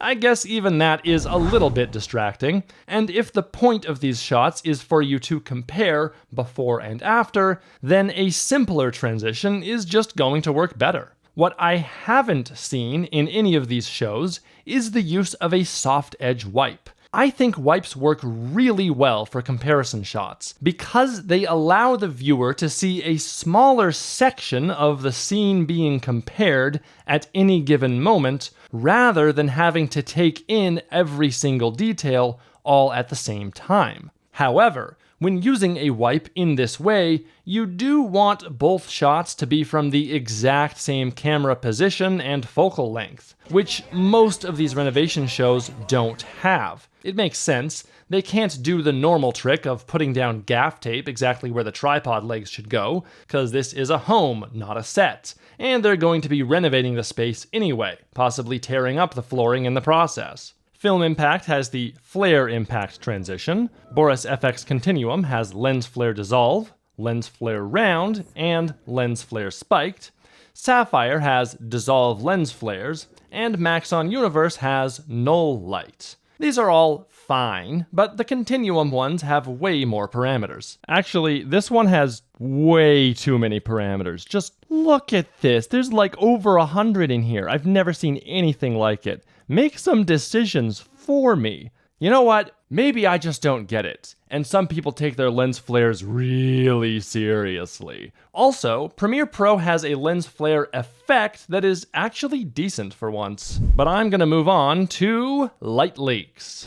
Light leaks are pretty cool. There's a lot you can do with them, and I don't use them nearly enough. A light leak is basically what happens when you have extra light leaking in from the side of the frame. This will typically be very blurred and abstract. Doing this for real, in camera, is called lens whacking, and can give some really neat results. But it is kinda dangerous since it exposes your sensor to the environment, which could be dusty or rainy, which makes me think that a fully glass or clear plastic speed booster or macro adapter type thing that deliberately lets light in from the edges but protects the sensor could be a really cool product. Or maybe you could 3D print something like that. Usually though, light leaks are made separately, using either a lens focused on infinity or no lens at all, and then shining a bunch of random stuff into the camera in a dark room. The resulting video can then be composited on top of any other video using a blend mode, usually screen or add. Light leaks can evoke a feeling of nostalgia, of carefree summer days, road tripping with young, attractive friends in a Volkswagen bus, and nights spent watching fireworks at the carnival. You know, that kind of thing. They're also kind of dreamlike or otherworldly, and I think they can work really well for certain slow motion shots. Light leaks are also reminiscent of the old days of film photography, where amateurs would accidentally expose their film to extra light while taking the photos, or by mishandling the film negatives or making mistakes during film development. Light leaks on film are called film burn, which can also be done on purpose, selectively, which is what the burn tool in Photoshop is named after, by the way. But it doesn't have to be nostalgia themed. I've seen light leaks used in horror, like cave exploration gone wrong stuff. I saw blue ones used in this documentary about Antarctica. I've seen them used in sports recaps, glam B-roll, documentaries, music videos, and so on. Light leaks can be used as a continuous effect, which can get annoying, or as a quick transition. Unlike most of the transitions I've been talking about, I actually think it's best not to use a built-in transition for your light leaks, because those are artificially generated. Artificial light leaks can look good if they're made with care, but a lot of the ones I've seen just look terrible. These are not real light leaks, these are not real light leaks, and these are not real light leaks. So don't use stuff that looks like any of that. Now you know, the best light leaks are the real ones, filmed for real with a real camera. Just make sure you match the frame rate of the underlying footage. In the bin, right-click on the light leak or leaks, go to Modify, Interpret Footage, and assume the same frame rate as your time base. Only then should you drag it onto the timeline. I've got a whole video about mixing frame rates that you can watch, so don't screw this up or it'll look stupid. Of course, I did that and found an instant exception. With these particular light leaks, because they were crafted frame by frame and designed for 24 FPS, if I speed them up to 30, they look too fast, in my opinion. So I would only do the frame rate trick for those slower light leaks where they move across the frame and you would see stuttering happening if you didn't. You also might need to add cross dissolves in case your light leaks don't disappear fast enough. Also, don't forget that you can easily change the colors of your light leaks by doing some simple hue versus hue. And if you want to make them more intense, you can double or even triple the number of layers used. Even good-looking light leaks can be overdone or overused, like in this shot, which is more light leak and lens flare than actual shot. Good light leaks generally have fairly simple motion. It should not look like something is just being held up to the camera and wiggled around. Also, light leaks generally do not work if you're trying to use them to transition smaller objects or text inside of the frame. A light leak is by definition a full frame effect. It doesn't make sense for it to just affect a smaller part of the frame. Got it? Where to get it? You can find free light leaks all over the internet, some of which are actually decent quality, but generally you get what you pay for. Personally, I have 150 light leaks that I downloaded from video blocks several years ago, and I totally forgot about them until now. But looking at them again, they're not very good. I came across a channel called Think Make Push while writing this tutorial, and these are, no doubt, the best light leaks I've ever seen. So if you want light leaks, this is the place to go. And some of them are free. And if you use my affiliate code, I'm just kidding, I didn't bother to get one. However, have you ever heard the saying, the best camera is the one you have with you? Well, the same goes for light leaks. Despite everything I just said about how real light leaks are superior, it's so easy to just drag on a light leak transition from the effects panel, if you have one, and call it done. I've done that more times than I care to admit. Sometimes I put down a marker that basically says, replace with real light leak if you have time later, and then I never do. Film Impact's light leak is pretty good, considering it's artificially generated. I wish the randomizer Surprise Me button worked better, but it usually gives a crappy result, so I usually just fiddle around with the existing parameters of the demo transition until I have something that looks new enough. I really haven't bothered to learn how best to use all these parameters. I think several good-looking presets would help a lot. Maxon Universe's light leak transition is called uni.half-life. Half-light. And it's below average. There are several leaks to choose from, most of which don't look very good, and you can flip them horizontally, vertically, or both, and you can change the opacity. You can also try to change the hue, but without any blending modes to choose from, I don't think it looks good to do so. Now, look at this one from BorisFX Continuum. It's ridiculous. I know you have a ton of options for slowing it down, changing the blinkiness, and so on, which is great, and now this does look a lot better than the default settings, but ultimately, it still looks pretty bad to me. Also, don't use Premiere's VR light leaks transition. In fact, don't use any of the VR transitions for a non-VR video. I hate it when people do this. It looks so stupid, especially for something like chromatic aberration. This stuff is intended for a 360-degree video. It is not designed for a rectangular video, which is why it's so stupid that they don't have chromatic aberration for rectangular video. That's why people do this. As for sound effects, the ones from Think Make Push are really good. Again, the best I've ever experienced. So you can either buy them or just listen to the videos for inspiration before crafting your own sound effects. I really like the use of the digital camera autofocus beeps, but it's not thematically appropriate for all content, so be careful with those. Okay, let's move on. Blurs. The bokeh blur, or lens blur, is another transition that can be done entirely in camera. You'll end one shot by going out of focus and begin the next shot by going into focus. Now, this does mean you're going to have to plan ahead of time if you want to do this transition in this way. But if you, the editor, don't have any shots like this, and you still want to do a blur transition, you can. A blur with bokeh is going to simulate a real lens blur, just not as good as the real thing. Bokeh.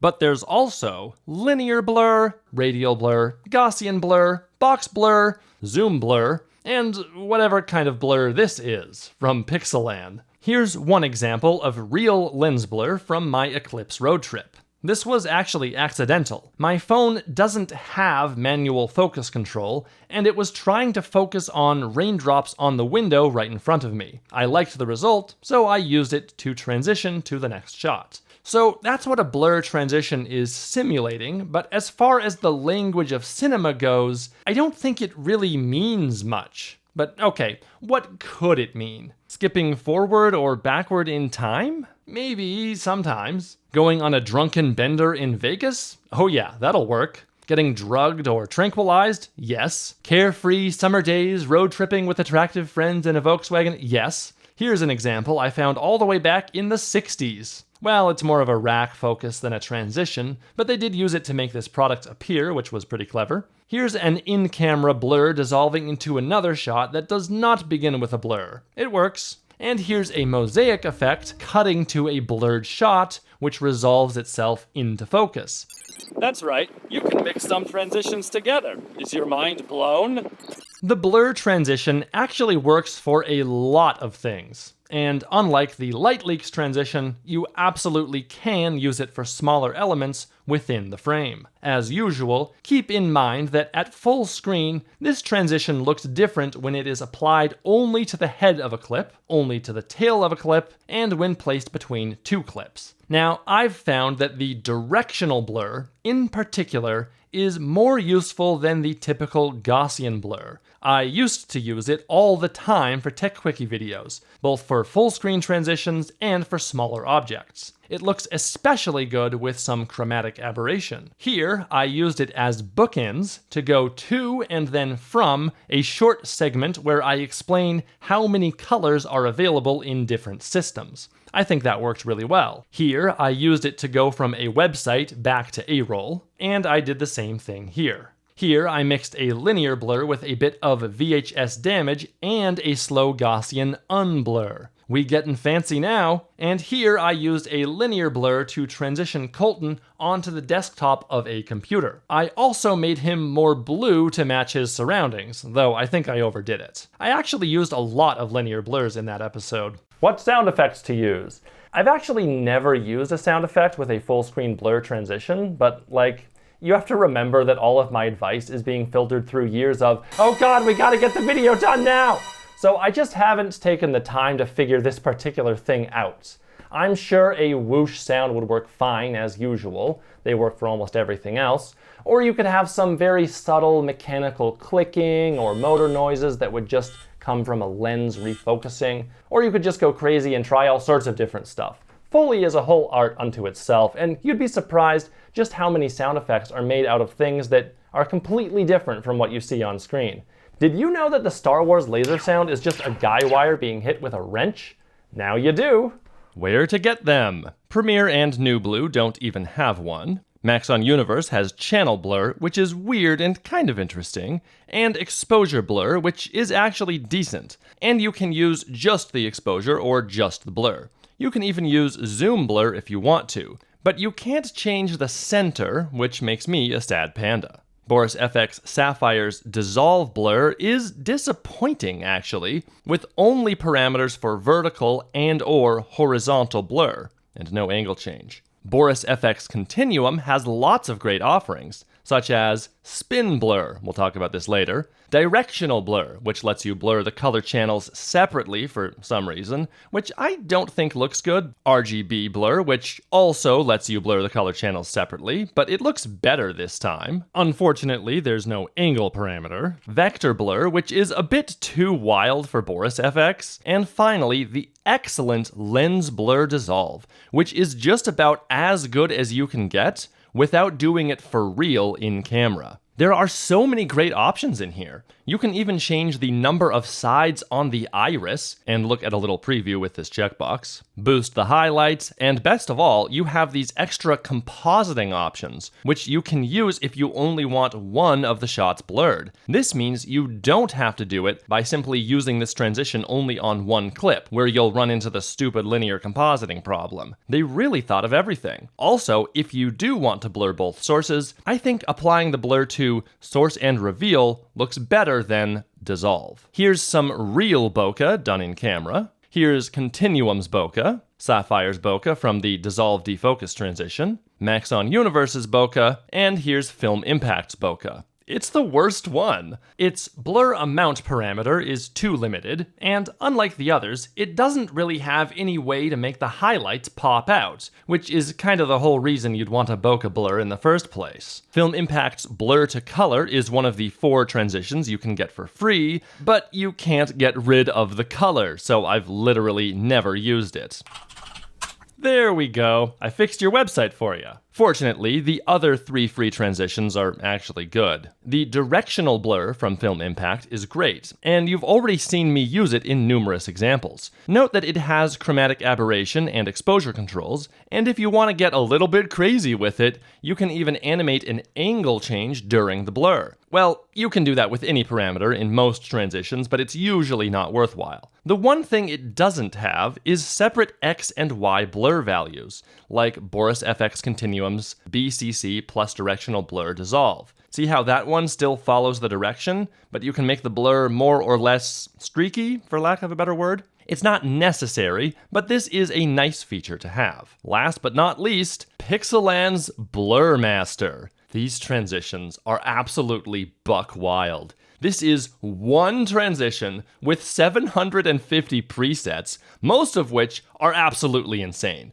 And they load and render really fast. I could not possibly talk about all of these, so I'm just going to keep clicking on them to show you the previews. Most of these are not worth using, but if you ever want something crazy, it's in here. Sadly, there is not a bokeh-based blur. That's basically the one and only thing I would say is missing from this pack, which is unfortunate. I would buy it for a good bokeh blur alone. It's only $39 to own this forever, and it's got some good linear blurs if that's what you need. But I'll talk more about Pixelan at the end of the video when I compare all the vendors to each other. Also, Pixelan has the Organiblur for people who think the Blur Master doesn't go far enough. I don't know why you would want these, but they exist. How to make it yourself. Premiere Pro has 3 non-obsolete blur effects that you can use as transitions if you keyframe them. And you can learn how to use them in the companion video. Mosaic! This is a fun one. A mosaic is, a pattern or image made of small rectangular or irregular pieces of colored stone, glass, or ceramic. Right. So that's the real-world thing that this is based on. There is no mosaic transition anywhere that actually does what I want it to. So you have to make this one manually if you want it. And I do think it's useful enough that the effort is worthwhile. The mosaic effect in Premiere turns the underlying footage into a grid of rectangles, each one of which is the average color of all the pixels underneath it. Unless you click the Sharp Colors option, in which case it will only use the single color directly at the center of each rectangle. And that's an option I really like having. I would suggest you always try it both ways to see what looks best. And the size of these rectangles can be changed, but I do strongly suggest that you keep them as squares, not rectangles. Yes, I know a square is a rectangle, shut up. That's because a mosaic is basically simulating larger pixels at a lower resolution. Physical pixels don't actually look like this when you zoom in on them with a microscope. They look like this, or this, or this. But the square mosaic effect is a close enough approximation that when you use it, most people think pixels. At its core, because a mosaic reduces the effective resolution of the underlying image, it is very similar to a blur. And indeed, you've almost certainly seen it used to censor things, just like a blur. Now, you might think that you can use the mosaic transition in the same ways that you can use a blur transition, but this isn't really true. The quantized nature of the mosaic transition means that there's often a lot of random movement between every single frame as the mosaic pieces grow or shrink. To remediate this, you have to transition a bit faster than usual with the mosaic transition. At least I think so. Or you could do some math and very carefully design a mosaic transition that only ever doubles or halves the size of the squares, so that they only become subdivided instead of moving around every frame. If that didn't make sense, don't worry about it. Also, the mosaic transition doesn't work as well when used on objects smaller than the frame, which is something that blur transitions excel at. How fast should it go? This is generally a faster transition than usual, so less than 12 frames at 30 FPS. And that's all that I have written about it? Wow. Yeah. Sound effects! Since this is a pixely looking transition, it works well with computery sounding sound effects. I have lots of them, but I wish they were higher quality. Keep in mind that pitch shifting works really well on beep sound effects, so you can have a lot of fun with that, and make some cool stuff. Like, you can pitch shift up and then back down during the Mosaic transition, but again, keep it subtle. Where to get it? Newblue has a Mosaic transition, and as usual, it's disappointing. Talking about it would be a waste of time. There's not even a way to use regular hexagons, rectangles, or squares. The Maxon Universe Mosaic transition is not a mosaic. It's just a colored square overlay with some dissolves? I mean, you can see it, right? It's a totally different sort of thing. BorisFX Continuum also has a mosaic transition that's more of an overlay, and I think it's just too crazy. And almost every time I click on the FX editor on this particular transition, it just won't open. This transition is buggy, and it's not the only one.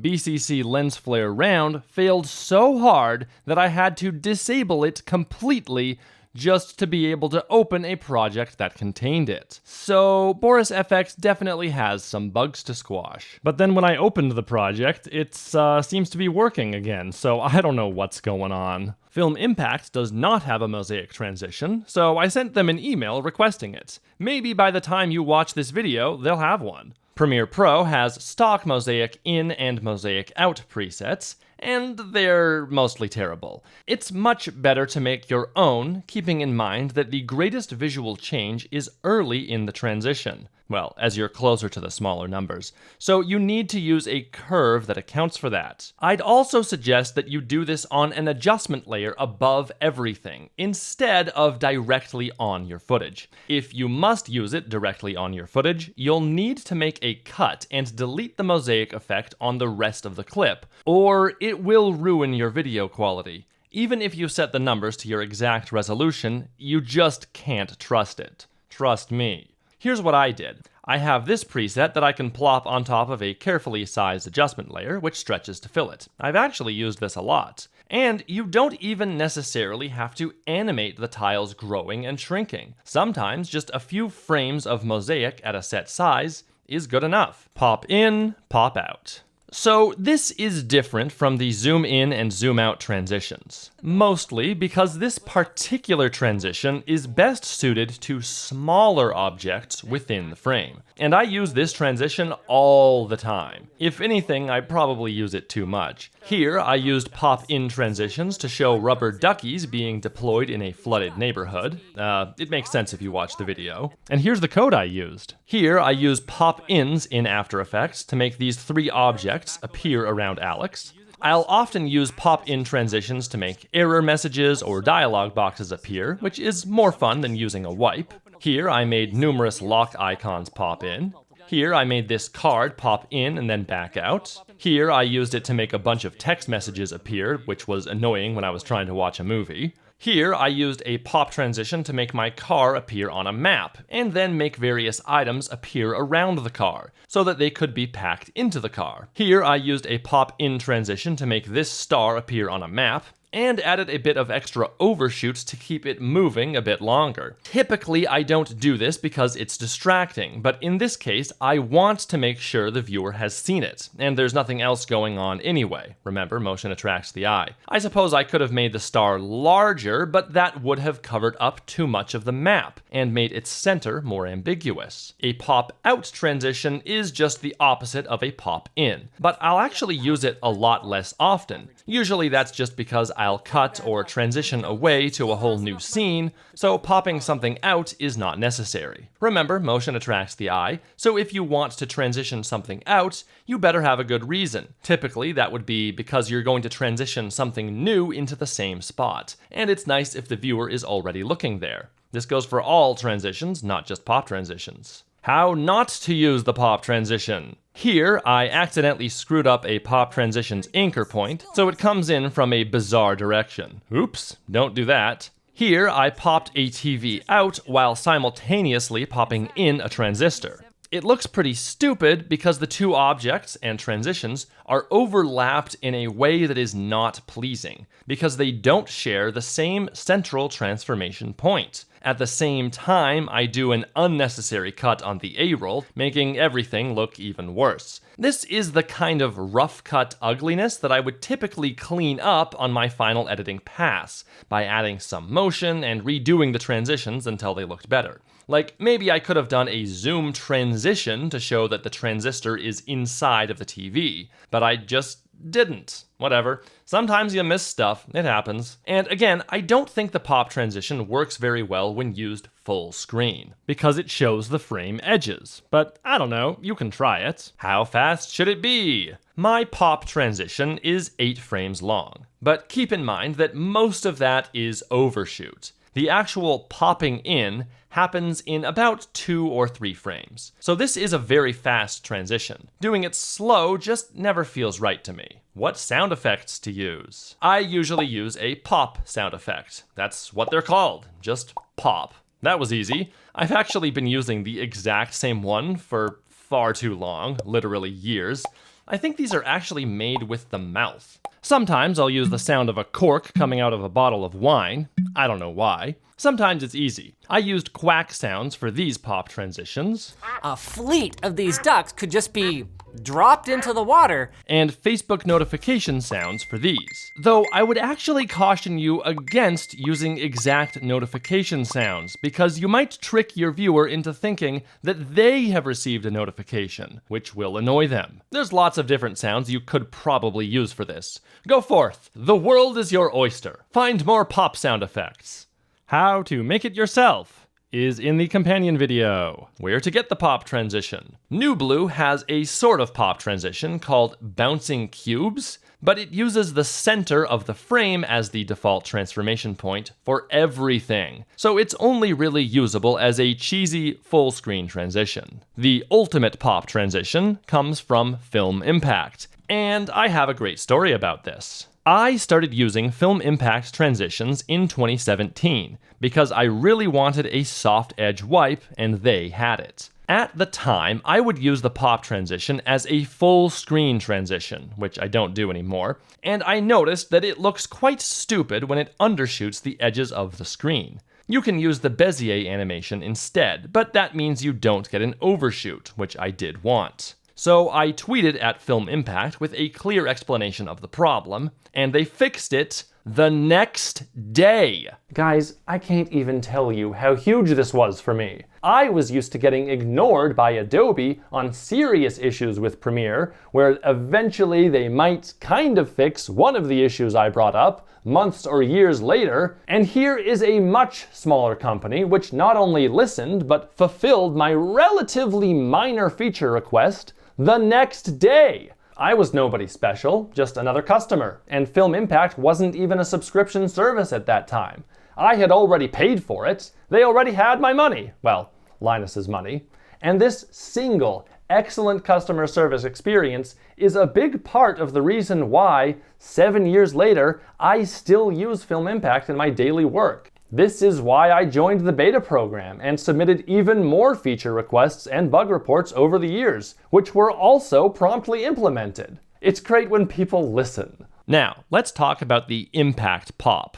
It's perfect. It's so good you don't even know. Let me explain. Unlike my homebrew solutions, Impact Pop actually knows where an object is on the screen, and it knows the boundaries of that object, and it'll automatically place its own origin point in the center of the object. Not the center according to the image dimensions, but the center according to transparency. So if I have a nested sequence or a weird PNG with a bunch of empty space on one side, it doesn't matter. It'll still pop in based on the center of opacity, or transparency, however you choose to think of it. It just works perfectly every time. And yes, you can override this manually if you need to, but I almost never have. Like, technically, if there's a few pixels over here that you forgot to erase, then those are included when it figures out the center of opacity, but Practically speaking, this has never been a problem for me, because I'm careful when I Photoshop stuff. Impact Pop is not the only film impact transition that is aware of the center of opacity.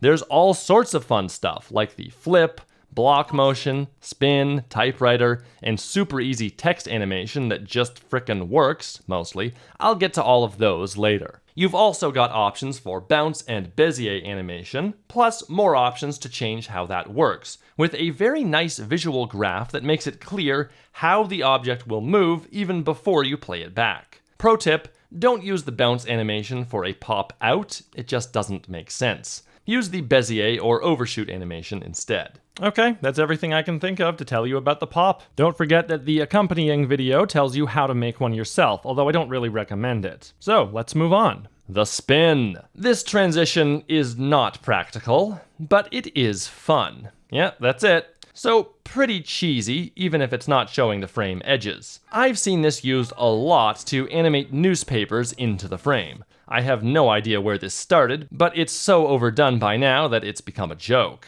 You may have seen a custom version of a full-frame spin transition used in the 1960s Batman TV show. And maybe this transition should stay in the 1960s. As the transition is fast-paced and exciting to watch, the video effects can add value to any social media video to grab your viewer's attention and stop the scroll. Shut up. As with many transitions, it is possible to use this one in a way that looks decent. For this video, I used it a few times and made it less extreme by not spinning very far and using more blur than spin. So it was basically just a more interesting blur transition.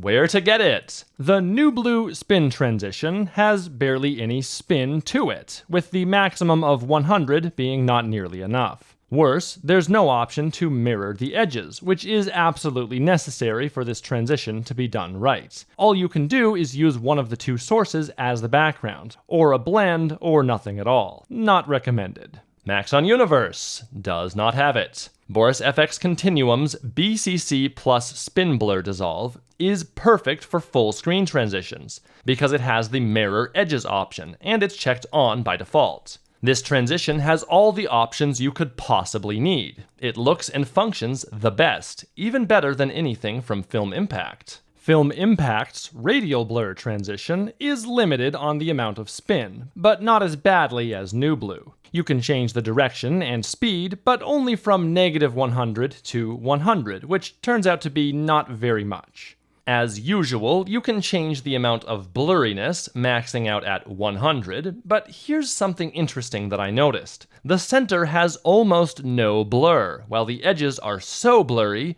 they lose almost all detail. Compare that to the BorisFX version, which maintains a very consistent and aesthetically pleasing sort of a blur across the entire frame. So instead, let's use Film Impact's motion camera, which, when set up correctly, is the closest you can get to Continuum's spin blur dissolve.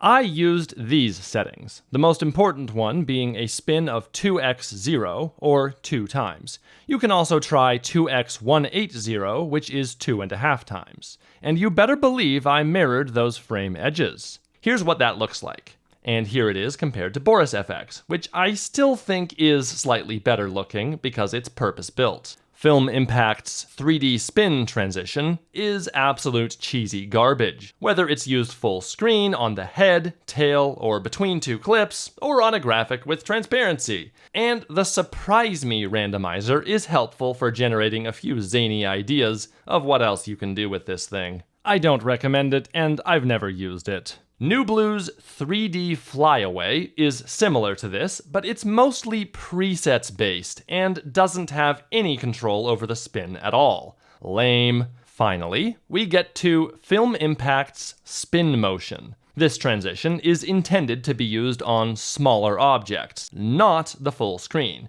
And for that, I think it works great. This is the spin-based transition that I've used the most. You have all the customization options you could need. And as usual, this transition is aware of the center of opacity, meaning you usually don't have to set up the center yourself. However, while you can change the center point used for scale and position, you cannot currently change the center of spin. This is why the motion effect has separate parameters for position and anchor point. The film impact spin motion transition does not. So that sucks, but I only noticed this issue while editing this tutorial. Then I sent them an email with all the technical details, which you can pause to read. So this might get fixed later. The spin motion is kind of an interesting alternative to the pop transition. Because it's moving a lot more, it also attracts more attention. You can even change the dolly parameter to make objects spin away from the camera instead of towards it, which is the default.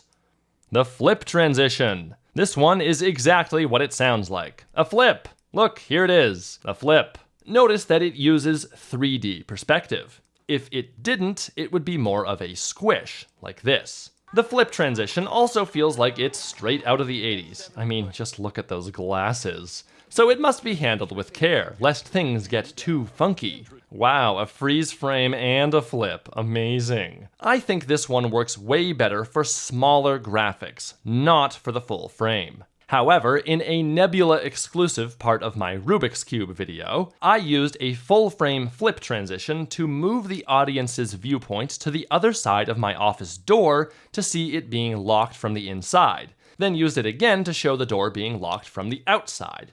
I think it worked okay. Here, I used a flip transition to show the other side of a motherboard, which I think worked really well. I even made it smaller just before the flip, and then larger after, to make it very clear to the audience where we are on the motherboard. It's very easy to get lost in close-ups of motherboards. Wait a minute, that's not the opposite side of the motherboard. It's just the front again. What was I thinking? This is the opposite side. Ugh. Also, I should not have allowed the little overshoot wiggle at the end, because it's along a different axis of perspective than the motherboard itself, which the wiggle makes abundantly clear. Here's the difference. Later, I used 4 flip transitions all at once, which worked well to get rid of these letters, but I also used it on Riley just because I was feeling silly. It's fine, whatever. Sometimes you just gotta have fun while editing a video, and then maybe the audience will have fun too. In this video, I used a flip transition from the edge of the frame to go to the next graphic of a website, for absolutely no reason at all. I just think it's neat. I even found one example of the flip, or squish, transition being used all the way back in the 1940s. Unfortunately, the video is somewhat degraded. Where to get the flip? The worst version of the flip is Premiere's stock flip over transition, with harsh linear movement, no control for easing, and a gray background by default. There are a few options in here, but it's just not worth it. Never use this transition unless you want to make fun of Premiere. Premiere's basic 3D effect is better. It also doesn't have a perspective parameter, but it does have both tilt and swivel. In other words, vertical and horizontal controls. I've used this a lot just as an effect to make some graphics more interesting. The Newblue 3D flip is better. You can change where it flips from, but you've only got the option for vertical or horizontal flips, and there are no perspective or blur parameters. The presets have a few different ways you can use it, most of which are bad. But it's still better than Premiere's, so 2 out of 5 stars. Sapphire's S_card flip is not much better. I can tell that this transition is definitely not intended for objects smaller than the frame. It's only meant for full frame transitions because, again, you can't change the flip center. And if you only use it on the head or tail of a clip, it won't flip into nothingness as it should. Those are the biggest issues. Also, you only have the option for vertical or horizontal flips, no diagonals. There is a shadow option in here, which is fine, I guess, but I don't see the point. Also, it's got this odd shift parameter which does this for some reason. I also don't see what this would be useful for. You do have options for customizable slow in and slow out, plus you are able to do multiple flips, which is nice to have. You can change the focal length, which is called perspective, and that's good. And it does have motion blur with shutter angle and a custom number of samples, which is nice. Though you'll need more than 16, so this will definitely slow down your render. I'd give it 3 out of 5 stars. Finally, as usual, Film Impact's flip motion is the best. You can pick any angle and blur amount, although it does seem to be the cheap linear blur, and you have some nice custom ease controls, including bounce and overshoot, which Sapphire does not have, and the ability to prevent undershoot, which I only requested for the pop transition, but I guess they went and put it on all relevant Film Impact transitions. There's also anticipate and overshoot parameters for the Bezier type. But these don't look any good unless you use them with care. If you just add some anticipation by itself, it'll be way too fast. You have to also increase the ease in parameter along with it. Same for ease out, which works in conjunction with overshoot. This is another one of those things that I didn't realize until I sat down to make this tutorial. As usual, this transition pivots around the center of opacity, so it automatically works perfectly on objects smaller than the frame. And you can change the pivot center with the center parameter. Let's move on. Page peel. I love the page peel. It's a little bit cheesy, but when used responsibly, it's just great. It's a special type of slide transition that simulates the turning of a page. It can be used for a full screen transition or for smaller objects. It's great for flat photos of a newspaper, and since most news is online now, I've also used it for screenshots from news websites. I've also used it a lot to show legal documents and photos, including this real petition, which, yes, I did add distressed paper and coffee stains to as a joke. Mythbusters uses this transition a lot to go to and from their animated blueprint segments, which show the myth they are going to test, or their plans for testing said myth, or their results after testing said myth. And because blueprints are printed on paper, the page peel transition works really well. I also saw them use the page peel multiple times in a row for a custom duct tape themed transition, which makes me so happy because I also used page peel transitions with some cutout duct tape photos, like so. One way you should never use the page peel is when transitioning in or out of something that has its own clear three-dimensionality. For example, I've never used it to transition in a whole book, because those have 3D volume, and it just looks wrong to visually run it over with a steamroller. So no motherboards, no boxes, no people, but Paper Mario is fair game. For full frame transitions, you do need to be careful about the frame edges. They should, ideally, line up with the page edges. Like, you could page peel in a piece of paper, then move and zoom around to look at parts of it with the motion effect, and then page peel back out. But because a transition can only use what's currently inside of the program monitor, now you've just implied that the page has been cut apart. See the problem? What happens to the rest of the page? Now, usually this does not matter, and I usually don't worry too much about it, but you do need to be aware of all the things that your transitions imply, so that you can make an informed choice about what transition to use and how to use it. If there is more page off in a certain direction, I'll page peel towards it, so that you don't see that that information is missing. Or you can get around this frame edges problem by using a page turn effect instead of a transition, because an effect will use the entire object even if parts of it are currently outside of the frame. However, I've never actually done this. Where to get them? BorisFX Continuum has a page turn effect that would work perfectly for this, and it works right inside of Premiere. Weirdly, it's only available as an effect, not a transition. Interestingly, you can use any other layer as the alternative back of the page, which I think is really cool. Also, it works inside of After Effects, where it has helpful on-screen controls. That's great. If you don't have that, you can still use After Effects' built-in CC page turn, but it functions in quite a different way. It's based on pulling a specific corner in a specific direction, which is a lot more fiddly, but it is fun to play with. Premiere Pro's default page peel and page turn are absolutely atrocious. You should never use them unless you are specifically making fun of Premiere Pro. Newblue has a 3D page turn effect, and it's dreadful. Only 4 directions to choose from and no parameters that matter. The presets are pathetic, and there's a clear mistake on the reverse side of the page. But it's still better than Premiere's page peel, so 1 out of 5 stars. Pixelan's 3D 6-pack has a lot of page peel transitions, which are not bad. This one is more of a tube, which is kind of fun. Unfortunately, there's only one parameter, which controls the easing. I really don't like this dolly effect, so I'd never want to use it, but I do believe that there are always presets of all these transitions that don't have the dolly. There's also lots of other ridiculous transitions in here that I'm not even gonna bother talking about. You can see them. They're silly.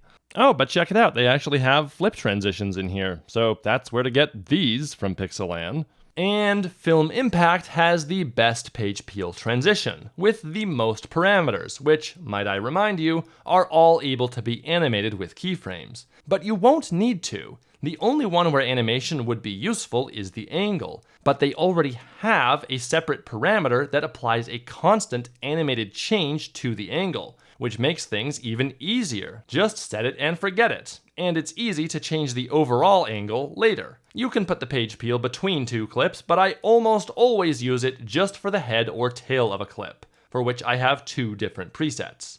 Kaleidoscope. Fun and completely ridiculous. A kaleidoscope is a toy with mirrors inside, which create crazy, trippy patterns when you look through it. In 12 years, I think I've only used this transition 2 times. Based on the Berkeley software distribution, that is where they got the BSD from, and also the name of my new hippie rock band. Now that one makes sense. He's talking about hippies, and the transition looks like tie-dye or a drug trip. It works. And here's the other time I used it. It wouldn't suffer from interference from other nearby electronics.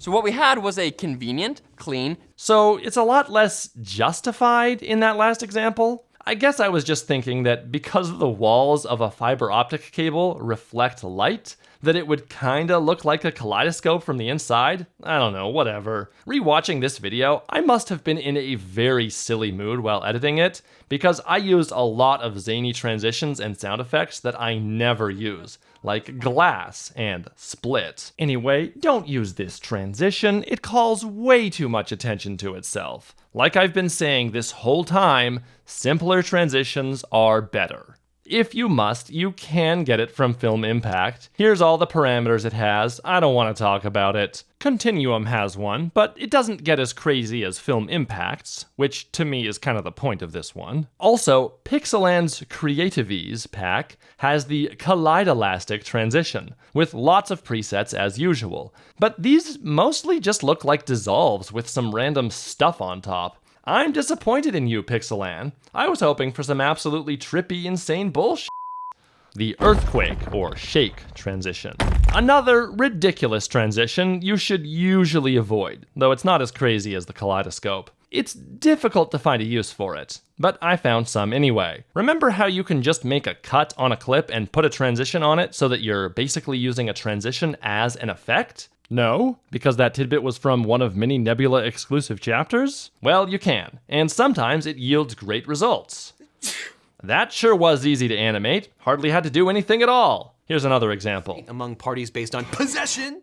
Film Impact's version of this, called Earthquake, is actually disappointing for once. By default, it looks overly grungy and ugly, and while you can turn off the blur, you cannot turn on any motion blur, and you cannot turn off all the weird contrast, saturation, and exposure effects. Or the weird extra shadow thingies. I don't even know what those are. Sometimes I just want something shaky without all that extra stuff. They do have other transitions and effects that you might think are better suited to this, like the camera shake FX or the wiggle FX, but those aren't nearly as shaky in the same way that Earthquake is, so I guess we still need more options on Earthquake. Also, I just noticed this. There's this weird solarize effect. Look at this. You see all these bright spots in the forest are now black. Give me a parameter to reduce or turn it off. Newblue's shake transition is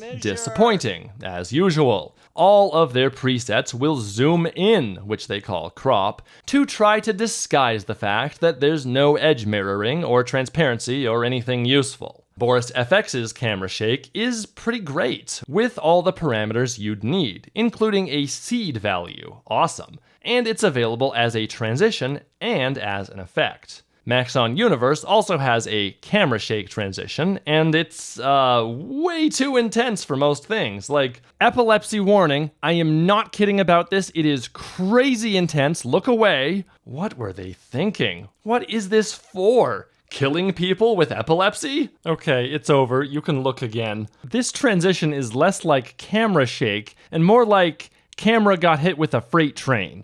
Okay, let's move on. The Louver. This looks similar to the Venetian Blinds at first glance, but instead of a wipe, this is more of a fancy type of motion. It's as if slices of video are printed onto some Venetian Blinds, which are then rotated. And also, the axis of rotation can be changed. I don't know, you can see it. It's whatever. I don't think this is nearly as useful as the Venetian Blinds wipe. Film Impact has this, with all the parameters you need, and some that you don't. Newblue's 3D Louvers, 3D Louver Grid, and 3D Twist are actually decent for what they are. There's lots of weird stuff you can do with them. Not that you should. Maxon Universe's version of this, Uni.Blinds, does not give you any control over the flipping of the last or first rectangle, which is so frickin' slow and distracting compared to all the other rectangles. What were they thinking? So, I don't think it's worth using. Overall, the Louver is another one that you'll almost never use. The glitch. There's so much that I could say about this, but I'm going to try to make it quick. And I failed. I wrote way too much stuff. I'm not gonna read all that. You can pause to read it if you really want to. To make a long story short, the biggest problem with most glitch effects and transitions is that they were not designed using any sort of real reference. Mostly, it seems that glitch effects are designed based on vague, unreliable memories of real glitches. So if you want to make or even use glitch effects or transitions, you should know a little bit about them first. Go watch and listen to some real references of analog glitches, digital video glitches, and computer glitches. They're all completely different. Analog video glitches tend to be curvy, while digital ones tend to be straight and jagged. Computer and video game glitches have endless variety. So when you encounter a glitch animation for sale that looks like this, with a bunch of random rectangles and plus signs everywhere, you'll know to not use it, because that's not what glitches look like. Here's some fake glitchy VHS footage. It's not completely terrible, but the real thing is just so much better. I'm not saying your glitches have to be totally realistic. In fact, in many cases, they shouldn't be. If you were to use pure perfect data moshing as an effect or transition, people will just think it's a real video glitch. You have to use some artistic liberty. But you can only do that once you know what the real thing looks like. So use reference. In this video, I used VHS glitches several times since we're talking about that era. But when we move to the digital era, I start to use digital video glitches. But remember that there are far more kinds of glitches than just video glitches. As usual, you should only use the glitch in ways that are thematically appropriate. And don't make stuff glitch for no reason. I hate it when I see a lower third graphic just glitching randomly while it sits there, constantly calling attention to itself long after I've already read it. If you must do this, keep it subtle. Maybe just a slight continuous wobble or offset, or slightly varying opacity, don't overdo it. How fast should it be? You generally want to keep your glitches shorter than most transitions. I'll typically use maybe 6 frames at 30 FPS. Glitches can easily get way too overwhelming to look at, particularly if it's done full screen. So to reduce that, you should make it less crazy and/or keep it short and/or posterize time. Posterize time is an effect that reduces the frame rate. It just means that frames will repeat. Don't do any continuous flashing or strobing unless you want to cause epileptic seizures. If you can, go watch that seizure-inducing Pokemon clip to learn what not to do. I don't have epilepsy, but I still felt a little weird watching it. As for the audio, I generally just use my usual beeps and boops, or sometimes Did I get you? Sometimes I sample some real audio and repeat it, which is exactly what's happened to me before getting a B-SOD, so I did that in a Tech Quickie video and gave all these people proverbial heart attacks. Where to get it? Film Impact's glitch is pretty good. This is one transition where you really can just hit the randomizer surprise me button a few times to get something decent. Though I will still often set the strobe to 2 for longer glitch transitions. That's the equivalent of posterized time. Once you have all your settings exactly where you want them, you can use the pattern parameter to get variations of your glitch that follow all the same rules, while not being the exact same thing. It's a really nice feature to have. The Maxon Universe glitch is also good. It comes with a random seed parameter, which is always appreciated, but I really do wish it also had a parameter to posterize time. There are lots of presets to check out, including ones explicitly designed for text, which is greatly appreciated. Newblue's glitch equivalent is the RGB shift. It can separate and move the red, green, and blue channels, which is basically chromatic aberration, and... wait, are they mirroring the footage? So they do know how to do that. Then why don't they use this for the transitions that actually need it? What stupidity. The BorisFX Continuum BCC plus Video Glitch Dissolve is probably the best one. It definitely has the most parameters, with entire groupings for block damage, shift, and shake. But, as with the lens flare transition, I feel kind of paralyzed by choices. Fortunately, there are some presets in the FX Editor window to give you some ideas. The Video Glitch Dissolve does have seed parameters to give you variations of an existing transition, but it does not have a parameter to posterize time. Not that I could find, anyway. The uni.channelsurf and uni.vhs transition from Maxon Universe are both quite good, with all the parameters you'll need. Keep in mind that these are simulating the analog days of CRT, broadcast television. For channel surf, you can use color bars instead of clip A or B, and with the VHS transition, they even included the vertical blanking interval. Very nice attention to detail. You also get the uni.vhs effect, which is so good that I've seen more than one editor say it's the whole reason they keep paying for Maxon Universe. One of the only ways to get a better VHS effect than this would be to genuinely transfer your footage to and from a real VHS tape, which is exactly what Rocket Jump did for this fake 90s commercial. By comparison, Sapphire's S_TV channel change and Continuum's damaged TV dissolve both look pretty lame. They're just too clean and smooth, totally fake looking. To me, it just screams cheap Netflix documentary. Yeah, you've definitely seen these before. The digital glitches from Mr. Horse are below average because as Buncho layer transitions, they can only use clip A or clip B, never both. But the TV and VHS glitches actually look pretty good, even though my adjustment layers seem to be having some issues. Also, you can add a dissolve or a push up or down underneath these transitions, and it'll look great. Now, you might have some luck in looking for glitch overlays. These ones, from Think Make Push, are pretty good and they're free, but the best glitches are always ones that directly alter the footage itself, rather than just adding a bunch of stuff on top.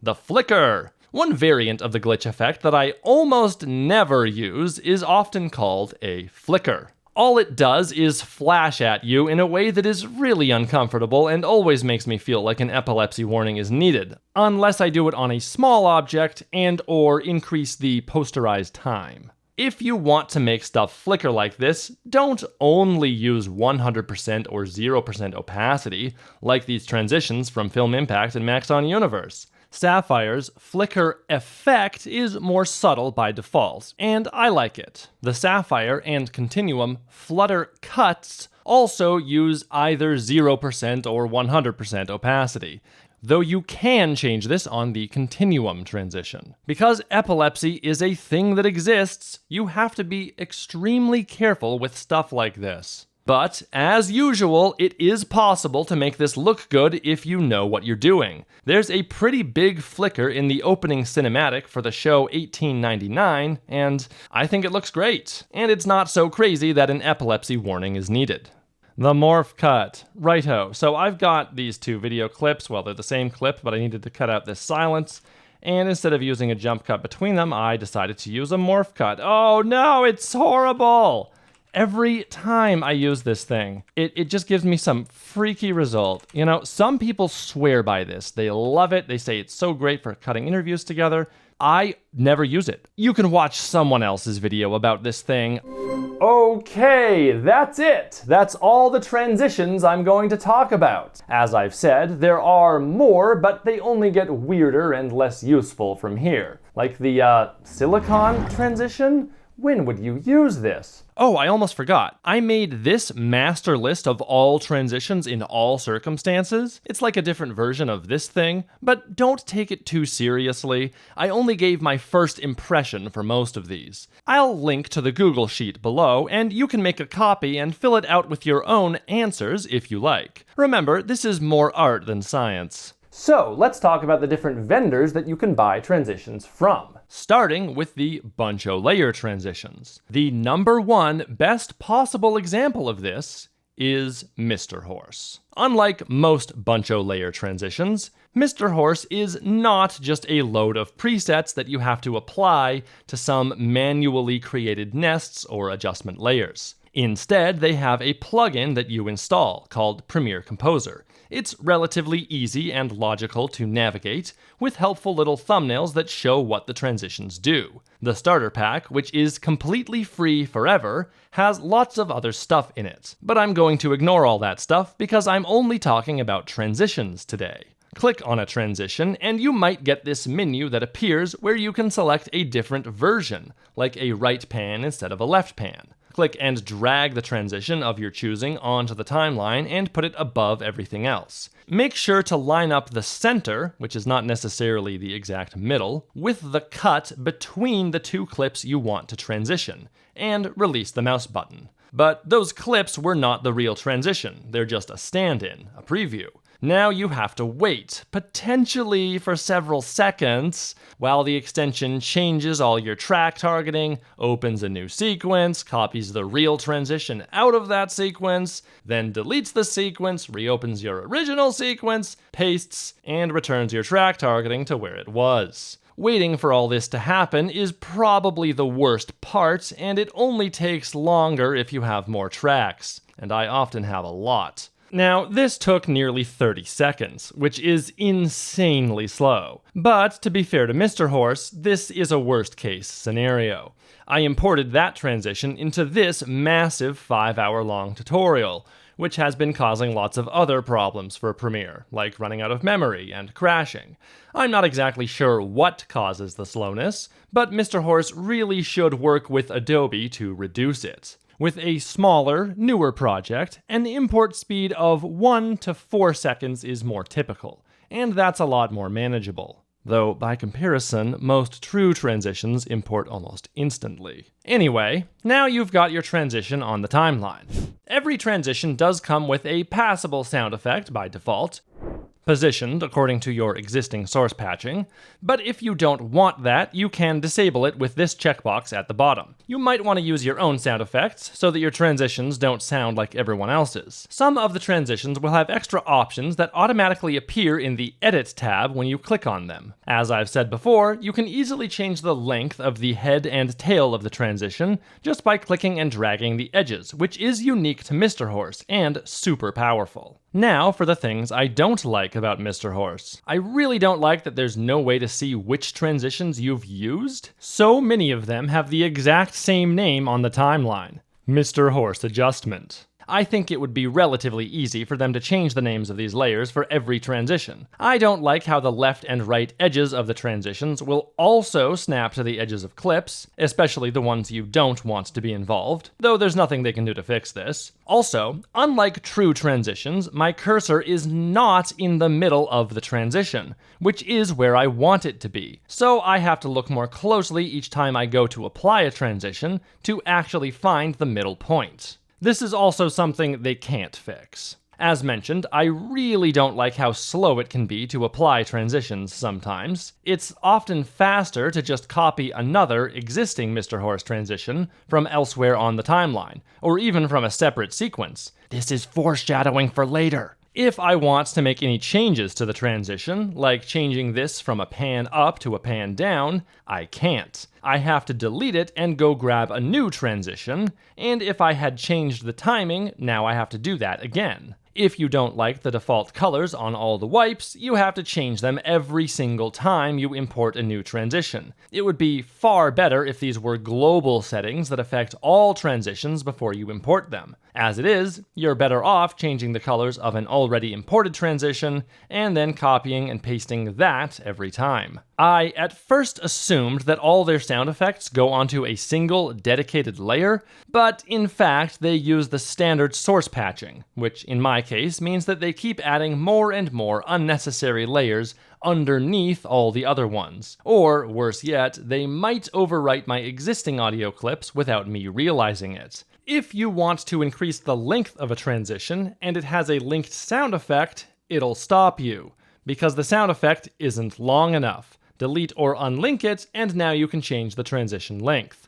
Another reason to not use the associated sound effects. The Mr. Horse team could, and should, easily fix this by adding several seconds of silence before and after their sound effects, like this. If you apply a transition somewhere on the timeline where your playhead is not visible, when the transition finishes being applied, your view is forced back over to look at the playhead. That's total bull honky. I hate it. I tried using some of their text-based transitions and got a bunch of warnings for missing fonts that I know I have. This is a common Adobe Typekit problem, but it's still annoying. If you import the transitions by double-clicking on them or clicking the Add button, it won't group those transition layers together, which seems like an easy bug to fix. For the transitions with these little drop-down menus, the top transition is auto-selected, and even if you click and drag a different transition, you'll still get whichever one is selected. So you actually have to click and release to select what you want, then click again, and now you can drag that transition onto the timeline. This unnecessary extra click is quite stupid and annoying. As for the minor issues, when this little menu appears, if there are more than 4 items and I have the space, which I always do, I wish it would just show all the options rather than making me scroll. You can click View All at once, but this just takes you inside the folder. I wish a lot of the transition previews had large, bold arrows on them that make it obvious what they do at a glance, so that you don't have to watch each one in turn while looking for something specific. Like, it shouldn't be so hard to find the simple zoom in and zoom out transitions amongst all these other ones, which are minor variations that you're probably not going to use anyway. Also, to make an even more minor nitpick, I don't like the footage they chose to illustrate the zoom out. The cut is very jarring because both shots look so similar, making the transition look worse than it actually is. Now for the things I like about Mr. Horse. I really like how every single transition comes with a default suggested duration, not only for the transition overall, but for the head and tail separately. That's a really nice feature, and it's actually better than what happens with true transitions, which always attach themselves to the exact center between clips and always use your singular video transition default duration, which I've always thought was stupid because some transitions need more time and some need less. Clicking the editable transitions automatically brings the edit window up, so you don't have to click to get to it. Thank you for that. The directional blur transition does not have the dark edges like everyone else's buncho layer transitions, because they paired it with the alpha adjust effect, set to ignore alpha. This is a fantastic and simple workaround to a problem that has annoyed me for years. Remember in my World's Most Advanced Premiere tutorial where I said that an advanced user should click every button and learn every feature? Yeah, like this is the reason why. I guess I didn't look at every effect because I did not know about this one. It's really easy to change the duration of these transitions, and when you watch them back, they still look good, even though technically the Bezier handles are not stretching out the way they should. But hey, did you notice that the keyframes do stretch? I didn't know this was possible in Premiere. The only way I knew how to stretch keyframes was to save something as a preset using type scale, which would then scale those keyframes to both the in and out points of whatever clip you apply the preset to. Well, turns out there's another way, introduced with Essential Graphics, that I never noticed before now. Make a graphic, adjust the length, and add some keyframes. Then click and drag these tiny, tiny blue rectangles on the left and or right of your graphic. Now, all the keyframes outside of this selection will stretch with the clip, while the keyframes inside of the selection will move with the clip's in and out points. This is a great feature, which I wish I knew about years ago, and Mr. Horse has used it to its fullest potential, making it incredibly easy for users to change the duration of their transitions without having to go in and manually change all the keyframes every single time. So that's why Mr. Horse transitions use the new Essential Graphics, instead of using traditional adjustment layers. That's also why, at the bottom of all of them, there's a rectangle as large as the frame. The whole thing is still an adjustment layer, because, fun fact, any layer can be turned into an adjustment layer by checking on this option. Also, Essential Graphics doesn't get saved in your bins, which I usually find annoying because I prefer that behavior from the days of the legacy titler, but it's great for these transitions, because now they're not clogging your bins. By the way, my favorite transition from Mr. Horse is Zoom Out and Distort 2. I just think it's neat. Last but not least, several Mr. Horse transitions do not reduce the resolution of your footage. This is huge. This is the biggest problem with buncho layer transitions. As previously mentioned, it happens because the only way to get those mirrored edges is to zoom out, which decreases the resolution, then add the mirrors, and then use another transition effect to zoom back in. Javier Mercedes found one solution to this problem, which is to ask the user to duplicate the nests they already made, and then use 4 different presets on each nest, so that the top clips do not have their resolution reduced. But this is way too much manual work to expect the user to do every time, and Mr. Horse found a better way. Instead of keeping the clip at a constant 50% scale, Mr. Horse only uses 50% for the middle of the transition, where it's absolutely necessary,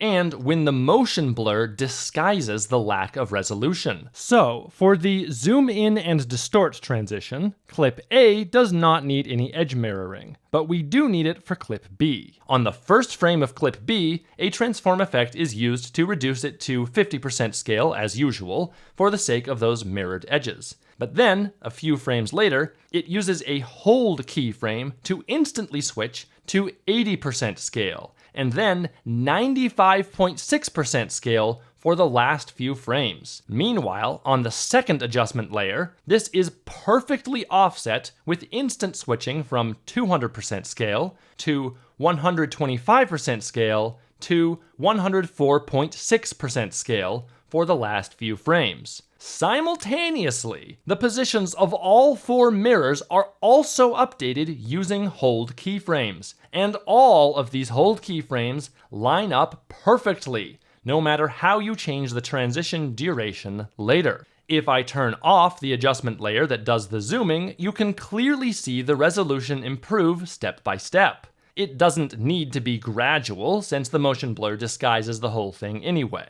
It's perfect, it's beautiful, it's a genius workaround that I never would have thought of, but in retrospect it seems so obvious. But this is the only place I've seen it done. Now, technically, a Mr. Horse transition does visibly reduce the resolution of your clip by 4.4% during those last few frames, when the motion blur is unable to disguise it. But this is so inconsequential, it's just not worth worrying about. However, it seems that not all of their transitions got the memo. The zoom in and something transitions use this trick, but the basic zoom in transition does not.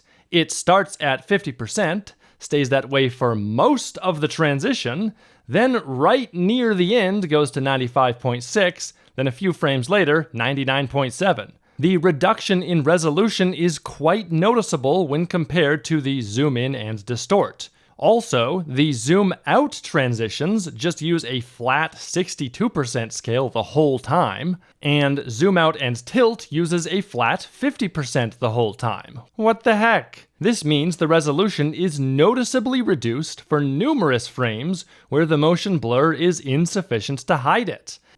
Maybe they thought some of these would be too fast for anyone to notice, but maybe they forgot how easy they made it for editors to change the timing of these transitions. Why invent such an amazing workaround and then not use it everywhere or to its fullest potential? Come on, Mr. Horse team, update your transitions, or the viewers of this video will just do it for themselves and then will just copy-paste their own, objectively better versions forever, with a negative incentive to continue using and paying for Premiere Composer.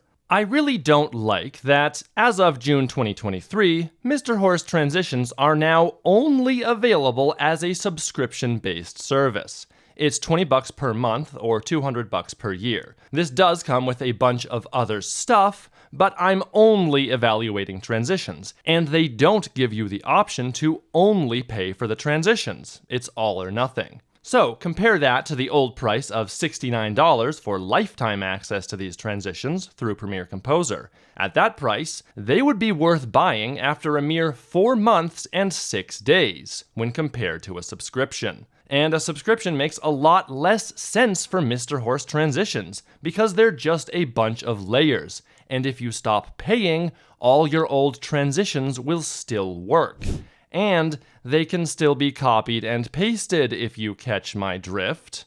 So it seems like what you're really paying for is the convenience of the Premiere Composer app, which, might I remind you, is sometimes slower than just copying and pasting existing transitions. However, if you do that, you won't get the normally invisible quality of life stuff like automatic resolution and frame rate matching, AE graphic files automatically imported into your project's own folders right where they should be, and probably plenty more stuff that I haven't thought about or encountered yet. So, that's Mr. Horse. Overall, I'm fairly impressed. They've taken buncho layer transitions just about as far as they possibly could, and the only way they could seriously improve their offerings would be to start making true transitions, which I think they should. Hey guys, I'm still available for consultation. If you want to buy something from Mr. Horse, please use my affiliate link below. It saves you 0%.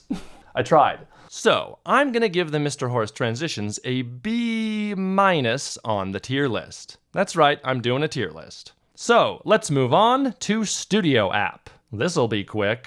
Just about everything that Mr. Horse gets right, Studioapp gets wrong. This is another extension called Premiere Studio, which also imports a buncho layers on top of all your footage. And I have nothing positive to say about it. Many of these transitions have the typical resolution cut in half problem, and on top of that, most of them just don't look very good. This is the ugliest lens zoom I've ever seen in my life. The light leaks also add a ton of blur on your footage, which is not how light leaks work. In my initial tests, the transitions wouldn't group together, instead randomly selecting parts of other transitions, which is absolutely devastating for any complex timeline where moving just one transition could easily overwrite your carefully placed clips off screen where you won't see the problem until potentially hours later. You can't drag the transitions out of the extension, instead having to rely on their own obnoxiously tiny add button, which won't overwrite your footage, though I did notice it overwriting one of my adjustment layers,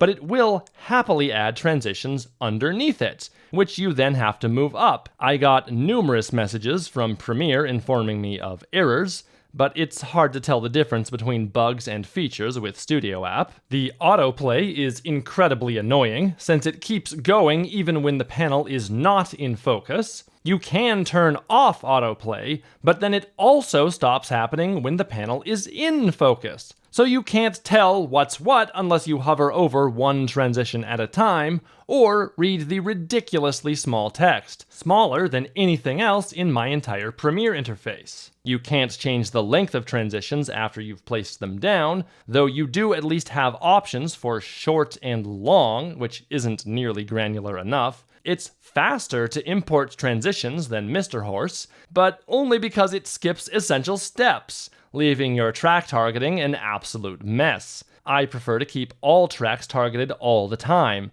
but it keeps switching a bunch of them off anytime I add a transition. Oh, did I say it was faster? Sometimes it is, but other times it's brutally slow, and I don't know why. I'm just gonna make you wait here with me in real time while this slowly imports with a bug. Unlike Mr. Horse, it doesn't delete the sequences that it copies out of, and instead dumps them all into your root bin, where they unnecessarily clutter up your organization. Also, the transitions add these stupid markers to the timeline. Why? And there's no way to turn this off. I've been using green timeline markers to signify more work needed here for 10 years. The more I use Studioapp, the more problems I encounter. Update from the future. Okay, Mr. Horst is doing the timeline markers thing as well. I just figured out what the problem is.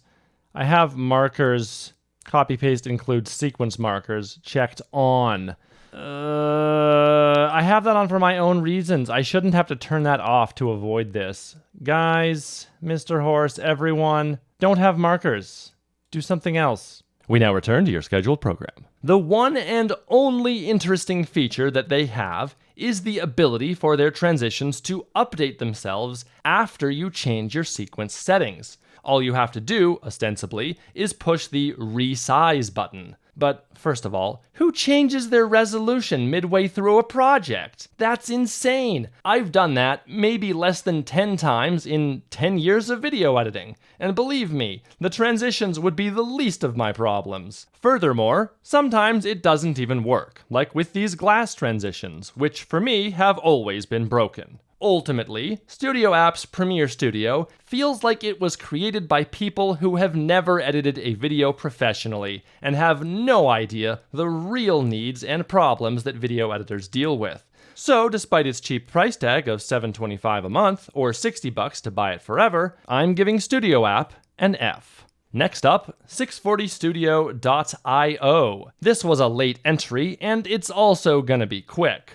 Unlike every other transition seller I've ever seen, you don't get a preview of what the 640 Studio transitions look like on the website before you buy them. All you can do on their website is create an account or log in, which takes you straight to a page that asks you for money. Only after I gave them some money did I notice a plethora of negative Trustpilot reviews, accusing 640studio.com of being a scam, and making monthly subscriptions very hard to cancel, among other things. So is 640studio.com the same company as 640studio.io? Well, after some sleuthing on archive.org, I found a page that links to a YouTube video which is now unavailable, but the channel ID is the same, and that makes me nervous about giving them my credit card number. Anyway, you have to install 2 things and then restart your computer. Annoying.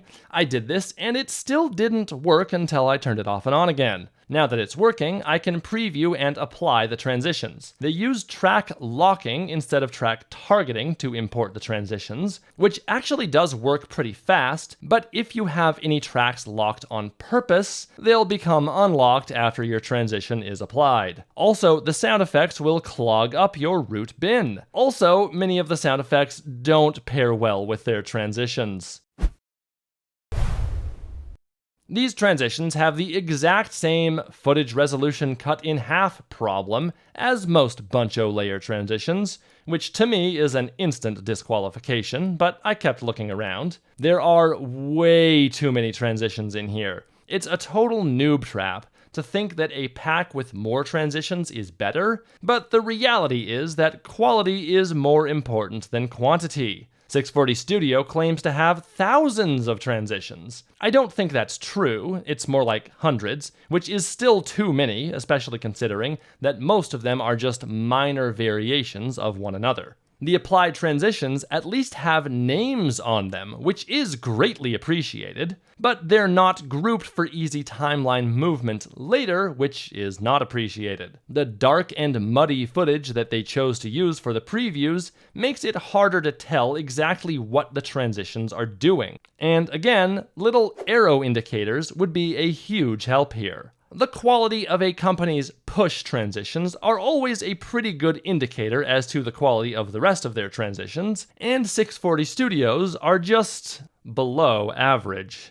In addition to the decreased resolution problem, 640 Studio uses inferior motion blur from the transform effect, which doesn't have enough samples, resulting in these ugly repeating patterns. Compare it to Mr. Horse, and it's no contest. You do have the choice to buy a lifetime membership instead of paying monthly, but considering their alleged history of abandoning paid products, I would not buy this. I was nervous about being able to cancel my automatic monthly subscription, so I went to do that as soon as I could. It's a confusing and unintuitive process of clicking this link, inputting your email address, waiting for an email to arrive with another link, and from there, you can cancel your subscription. The payment is done through Stripe, and while I don't trust 640 Studio, I can trust Stripe. I mean, I've at least heard of them before. So let's ask Future Terran if the subscription was actually canceled.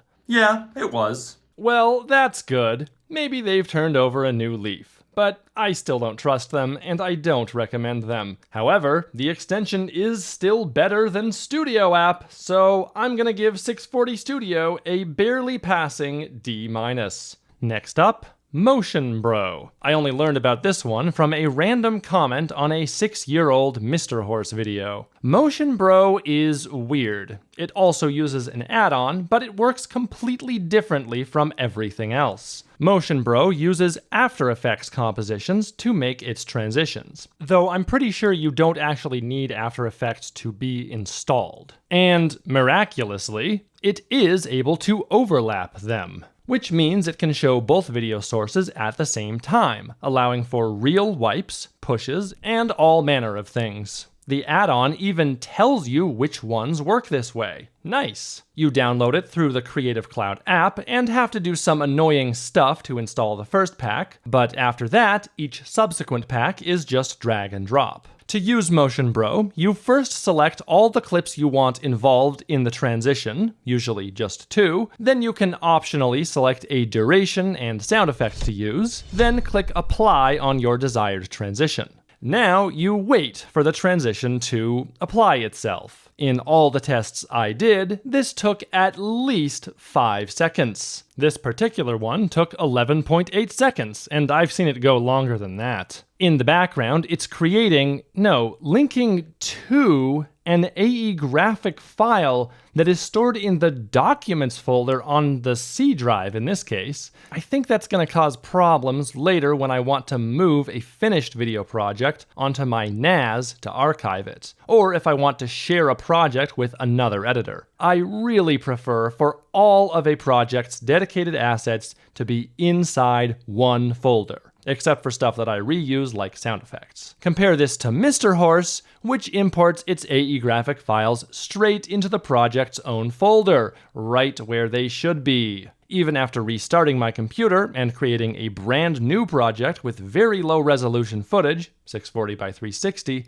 it still took 5 seconds for Motion Bro to do its thing. And even after the transition is imported, you probably won't be able to watch it until you render timeline previews, which will take even more time. A lot of these are quite graphically intense transitions. And I have a powerful computer. More like Motion Slow Bro, am I right? Guys? Anyone? I'm glad that you can click on the duration bar to change the duration, but there's no indicator of how long a transition will be on the timeline before you apply it, like there is with Mr. Horse. And this bar will reset itself to the middle every time you click on a new folder, which I find turbo annoying. You can also choose from several different sound effects, which are decent, and there are automatic different versions for each of the animation types. And their length does scale with the length of the associated transition. However, the sounds don't always line up with the visuals, and I think most of them are too intense and attention-grabbing even after you turn down the gain. Once you have the transition imported, you can double-click to enter its sequence and potentially use the Essential Graphics Edit menu to change a few basic parameters. You gotta click to it though. But you can't change the animation type or transition length in here. Those options are only available before you apply the transition. If you change your mind, you'll need to delete the transition layer and start over. You can supposedly just highlight an existing transition and click to change it into a new one, but this doesn't always work for me. Also, if you want to change the position of your transition later, even by a single frame, you'll have to delete it and make a new one. Awful. Compare that to the action of a true transition, where you can use Q or W as much as you like, and the transition always comes along for the ride. But Motion Bro is not without merit. These are not a subscription. When you buy a pack, it's yours forever, including updates for the add-on itself, and Motion Bro has plenty of decent transitions that I haven't seen anywhere else. I'm not sure what I'd use them for, but I think these distortion transitions actually look pretty good. In fact, a lot of the Video Lancer transitions look good. Unfortunately, they're all cut-based. Why do it that way when you have the apparently rare ability to overlap clips? The glitch transitions also look good, but they're also cut-based. And these seamless transitions are not actually seamless. It tells you right here that there's a cut. A cut is a seam. Are you out of your mind? Why does everyone lie about this? These ones are cut-based. These ones are seamless. Now, there is a teensy-weensy, game-breaking little problem with the Motion Bro add-on. I can't go to any of my other packs. I have 4 of them installed right now, but I can only access 1. You are supposed to be able to click on a pack to get to it, but this just doesn't work. To get to the other packs, I have to, no joke, uninstall the one I'm currently on, and then I can access the next pack in line. This technically works, but it's absolutely insane. Alternatively, you can click and drag the packs around to change their order. It doesn't do anything until you exit Premiere entirely and reopen it. Now, whichever pack was in the leftmost position becomes the pack you have access to. You still can't click to enter any of your other packs, so get ready to restart Premiere anytime you want to access most of the transitions you paid for. So, I sent them an email describing my problem, and they asked, "Does your monitor have a touchscreen?" I told them that it does not, and I haven't heard from them since. And even with a fresh installation over 2 months later, the problem persists. Not a good look, bro. You just got secret shoppered. Fix your shit, bro. Until they fix this problem, you should absolutely not use Motion Bro. But under the assumption that they'll fix it eventually, I still don't know where to put them on the tier list. I don't see Motion Bro as being practical for everyday use transitions. It's just not fast enough. And even if it was, it's not usable and customizable enough. But they do have a lot of zany transitions, which I can't help but appreciate. I even bought the silicone pack because it was just so crazy looking. And speed and ease of use are a lot less important for transitions that you only use rarely. Therefore, I'm not going to put Motion Bro on the tier list. I'm putting them over here in their own special tier. Use at your own risk. And now we come to the big enchilada. Actually, it's more of a $10 all-you-can-eat buffet. You might get full, but you might get food poisoning. The paid transition packs from various independent creators. These are almost entirely not add-ons. They're just presets that anyone could make, bundled together and sold. You just go to your effects panel, right-click a folder, and choose Import Presets. Find a PRF preset file, open it, and now those presets should show up in their own folders. Or they come in a .prproj file that must be imported into your own prproj file. Or they're a collection of Mogurt files, which you save to the correct folder, which will then show up in the Essential Graphics panel. These are always a one-time purchase, never a subscription, because it would be insane to charge a subscription for files that are already entirely on a user's computer. You can then search through the transitions, and you must apply them in a very specific way, which involves having to manually create one or more adjustment layers or nested sequences to which different presets must be applied. This is a lot of really annoying manual work, and if you change your mind later, even to change the timing of a cut by a single frame, you'll have to do it all over again, unless the transition is made entirely of adjustment layers, which are at least easier to move around, but you can't do as much with them, and they usually have the resolution reduction problem, which is why some packs use nested sequences instead. So many of these creators just seem to be copying each other, sometimes all the way down to the default transition duration. Hit Shift and the left arrow key twice. Using the Shift and the left arrow key twice. I'm going to hold down Shift on my keyboard, click the left arrow twice. Hold down Shift, press arrow twice.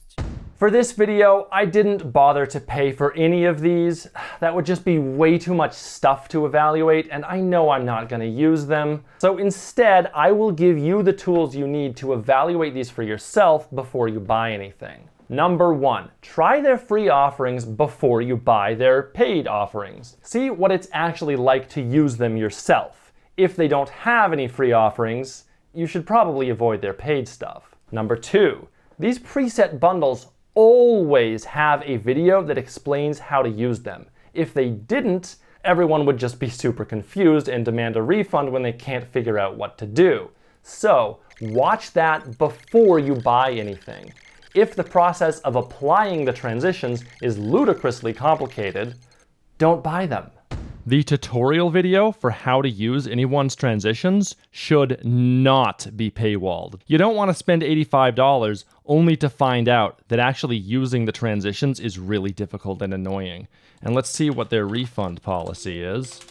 I thought so. We do not offer any refunds. This is also very common. With some of these, you'll have to manually choose your resolution. Be wary of this before you buy, because sometimes the resolution you want to use is not supported. These ones from Justin Odisho are relatively simple to apply, but that's because he doesn't have any protection against the resolution reduction problem. And the fancier transitions that don't have this problem are almost always more complicated to apply, especially if they use overlapped clips instead of a hard cut in the middle. Look at this one. Don't believe their easy to use claim, just watch how much manual work you have to do. I like Chungda as a person, but watching him cut and duplicate 4 clips and apply a different preset to each one simply fills me with dread. Worse still, if you want an extra RGB effect, you have to take that whole thing, nest it, duplicate it twice, and drag a different preset onto each of those. And remember, if you ever change your mind about the position or duration of this transition, you'll have to build the entire thing all over again. So, what's more important, saving time or saving money? You will have a different answer depending upon how far along you are in your career. I don't want to dunk on any of these creators, and I don't want to make you feel bad if you bought any of these packs. If you've genuinely gotten a lot of use out of them, that's great. I'm not being sarcastic. But if as time has gone on, you've found yourself using them less and less often, it's not you. It's just because they're inherently annoying to use. You guys, it would be so easy for me to make and sell my own transitions pack instead of spending months and months making this massive info pack tutorial, carefully explaining all the real pros and cons of these different types of transitions from all these different vendors and giving you the information you need to make an informed choice, but I just don't want to, because it would be a lie. I wouldn't even use my own transitions. It would just be a thing to sell, and I would keep on using Film Impact like I always have. But I'd rather you know the truth so you can make informed choices. Now, these can't go on the tier list because they're all totally different, but I haven't found a single one that is better than Mr. Horse. Now, it's finally time to talk about the vendors who make true transitions. One very important thing to note about all true transitions is that if it's a subscription and you stop paying, all your transitions will get watermarks on them, even the ones in old projects. So make sure you keep the renders of all your old videos, which you should be doing anyway. And if you ever need to re-render an old video, you'll have to remove or pay for those transitions again. Also, if you're sharing a project and one of you doesn't have a subscription for the transitions in that project, then that person won't be able to render the video without watermarks all over all the transitions. So when I edited videos for Tom Scott, who preferred to render them on his computer, I would deliberately not use my Film Impact transitions because he did not have a subscription for them. Maxon Universe. These used to be called Red Giant Universe transitions before they merged with Maxon. 8 years ago, when I was first looking for transitions to buy, I tried them out, and I remember not being impressed, but I gave them another go for the sake of this tutorial. The first and honestly most annoying thing about Maxon transitions is that after the 14-day trial, all your transitions are replaced with this solid graphic. Every other true transitions vendor allows you to preview their transitions with a watermark on top. And I don't care how annoying that watermark is, so long as I can see what the transition is doing underneath it, and play around with the parameters. This is good for the company and its potential customers, since it allows people to try the transitions before buying them. It's the perfect demo, so it's bizarre to me that Maxon has decided to use this solid graphic instead. But they did get an extra $50 out of me so I could make this tutorial, so there's that. Maxon Universe transitions are very solidly middle of the road. They're not good and they're not bad. Well, some of them are bad. A lot of their wipes currently have this really annoying bug where the transparent parts of a layer are shown before they're supposed to be, and also, I found bugs with the cube and Rubik's Cube transitions, which I reported, which was actually a pretty annoying and involved process where they almost tricked me with this dark pattern into not submitting my bug reports. To their credit, I got a response on the very next business day, stating that they had reproduced my issues and were working on a fix. However, they had no time frame estimate for when it would be fixed, and as of 9 weeks later, these bugs still persist. There are actually a lot of dark patterns in the way that you sign up for these transitions, which I really don't appreciate, so be careful and read the fine print. As for the transitions themselves, there are 34 of them. Of those, I think 10 are good and useful, 12 are bad, and the rest are medium. Most shocking to me is the lack of a dedicated dissolve transition. Seriously? The dissolve is the most common transition, and Premiere's sucks. So this is a major oversight. You can make it yourself using a transition like the bokeh and turning the blur all the way down to 0, but that won't work if it's your default transition, which means you'd have to customize them every single time. So you'll probably just keep using Premiere's crappy stock cross dissolve.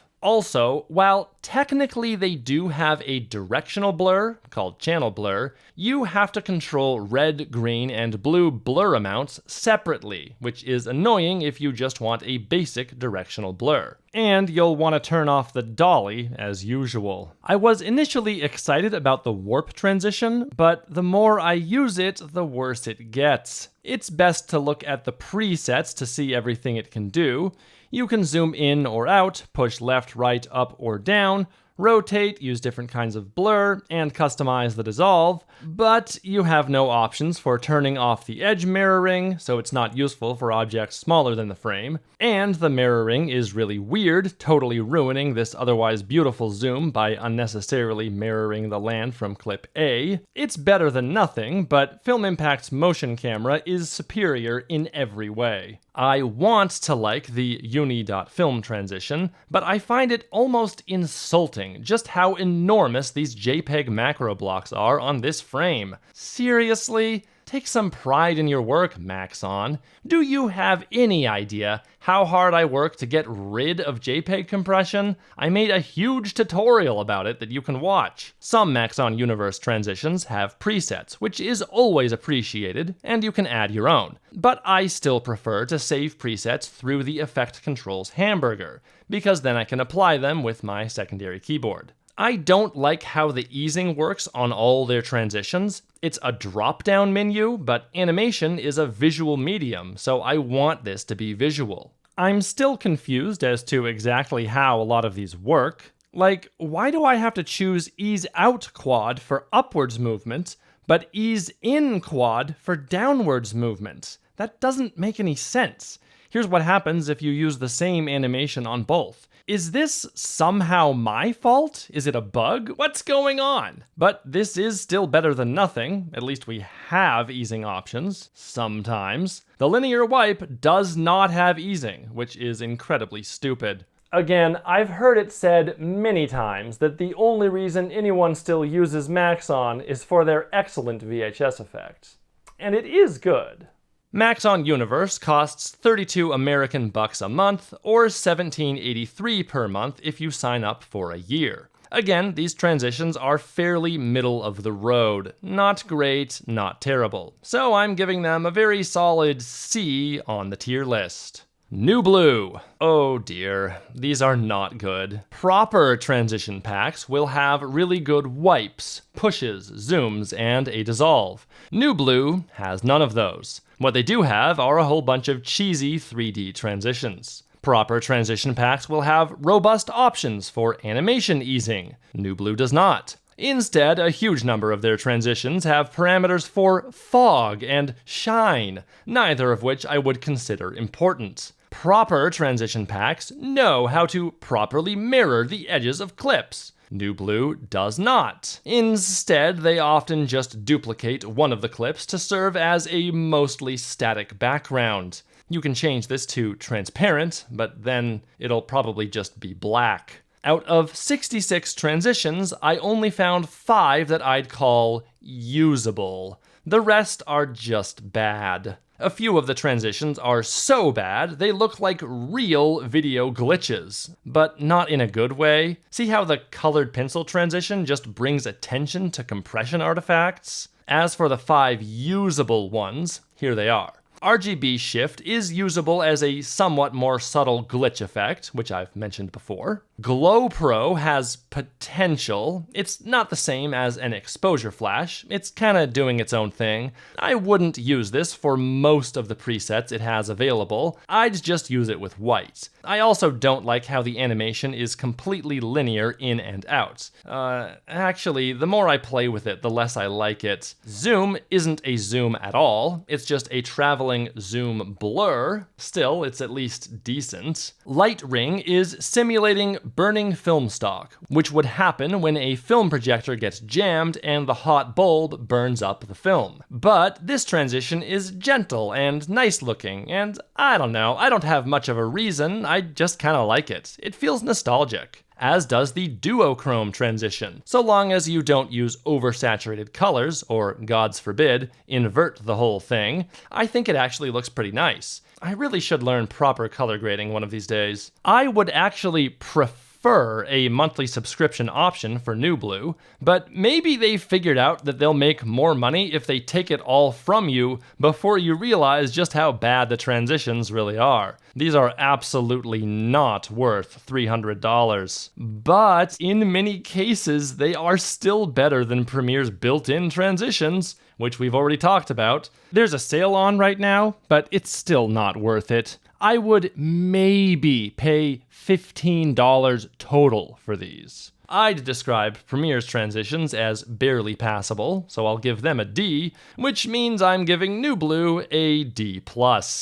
Pixelan! These guys have been around forever, but I only learned about them from this page on Adobe's website. The Pixelan website looks like it's straight out of the 90s, and I hope they never change. The pricing structure is also straight out of the 90s, because it's not another damn subscription. As previously mentioned, Pixelan transitions are absolutely insane. I've barely scratched the surface, and I'm afraid of what I'll find if I dig any deeper. Most of these you should never use, but I'm glad that they exist. I already kinda showed you Blur Master, but they've also got Dissolve Master, Spice Master, and 3D 6-pack. What is a spice transition, you might ask? Why, it's this, of course, and also this, and this. Most of the crazy stuff that Pixelan can do is accessible through the "click here to load a preset" button, which opens a new window. Only after you've chosen one would I start fiddling with the parameters. 3D 6-pack has, I think, some of the more potentially useful transitions. Unfortunately, this transition has no parameters at all, except for an optional progress parameter. Oh, and many of Pixelan's transitions are also available as effects, so that you can never escape. Check it out, it's like bubble wrap. Pixelan transitions are so bad that they're good, but they're also so bad that they're bad or good again, and I just don't know where to put them on the tier list, so I'm gonna put them off to the side with Motion Bro in their own special tier. They did not do the assignment, which was to create practical everyday use transitions, so they can't receive a grade, but they did their own weird thing, and I love them for that.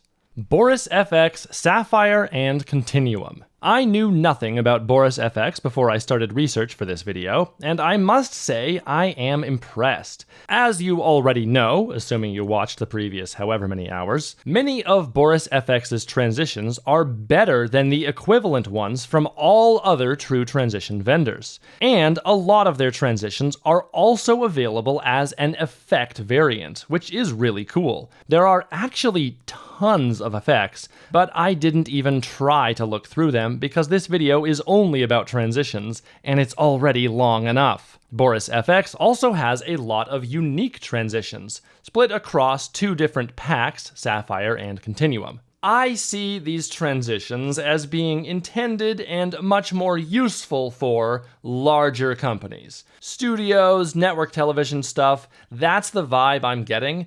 They don't seem to be marketing themselves for the prosumer YouTube space, especially with these prices. As of late 2024, Continuum is $24.58 per month for a year, and Sapphire is $41.25 per month for a year. Or it's $37 and $62 month to month. Alternatively, you can buy both of them outright, no subscription, but it'll cost you $1,000 for Continuum and $1,700 for Sapphire, and that is worth doing if you think you'll be using these transitions for more than 3.5 years. I actually don't have a lot to say about these transitions because there are so many of them, and so many which are good.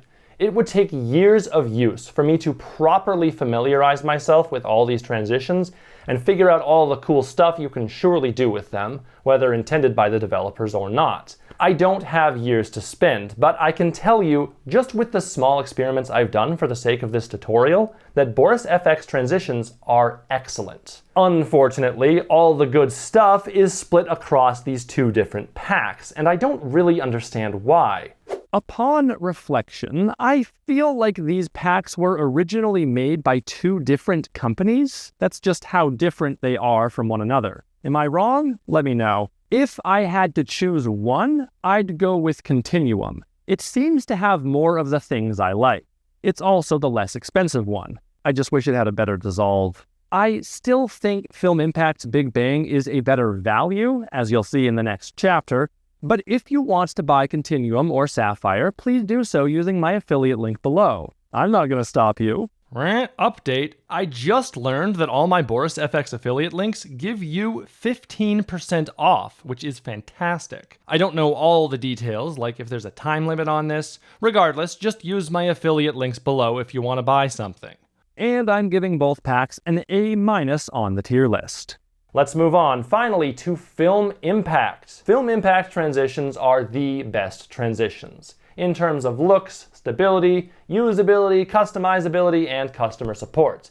That's why I've been using them for about 8 years, and that's why I have the most to say about them. Now, the best thing about Film Impact, which I have asked them to please never change, is the fact that you can get 4 of their transitions for free forever. That's after you sign up for a 30-day trial, during which time all the transitions are unlocked. After those 30 days, the Impact Dissolve, Push, Roll, and Blur to Color will all remain unlocked forever, while the other ones will get a watermark on top so that you can still try them out, but you'll have to pay for them to use them in an actual video. Many other transition vendors provide a free trial, but only Film Impact lets you continue to use some of their transitions, free of charge, with no watermark. And that's ultimately how they got me to start paying for them, because I had a good reason to keep Film Impact installed, and I started experimenting with the other transitions, and I liked what I saw. Of those 4 free transitions, 2 of them are fantastic, the Dissolve and the Push.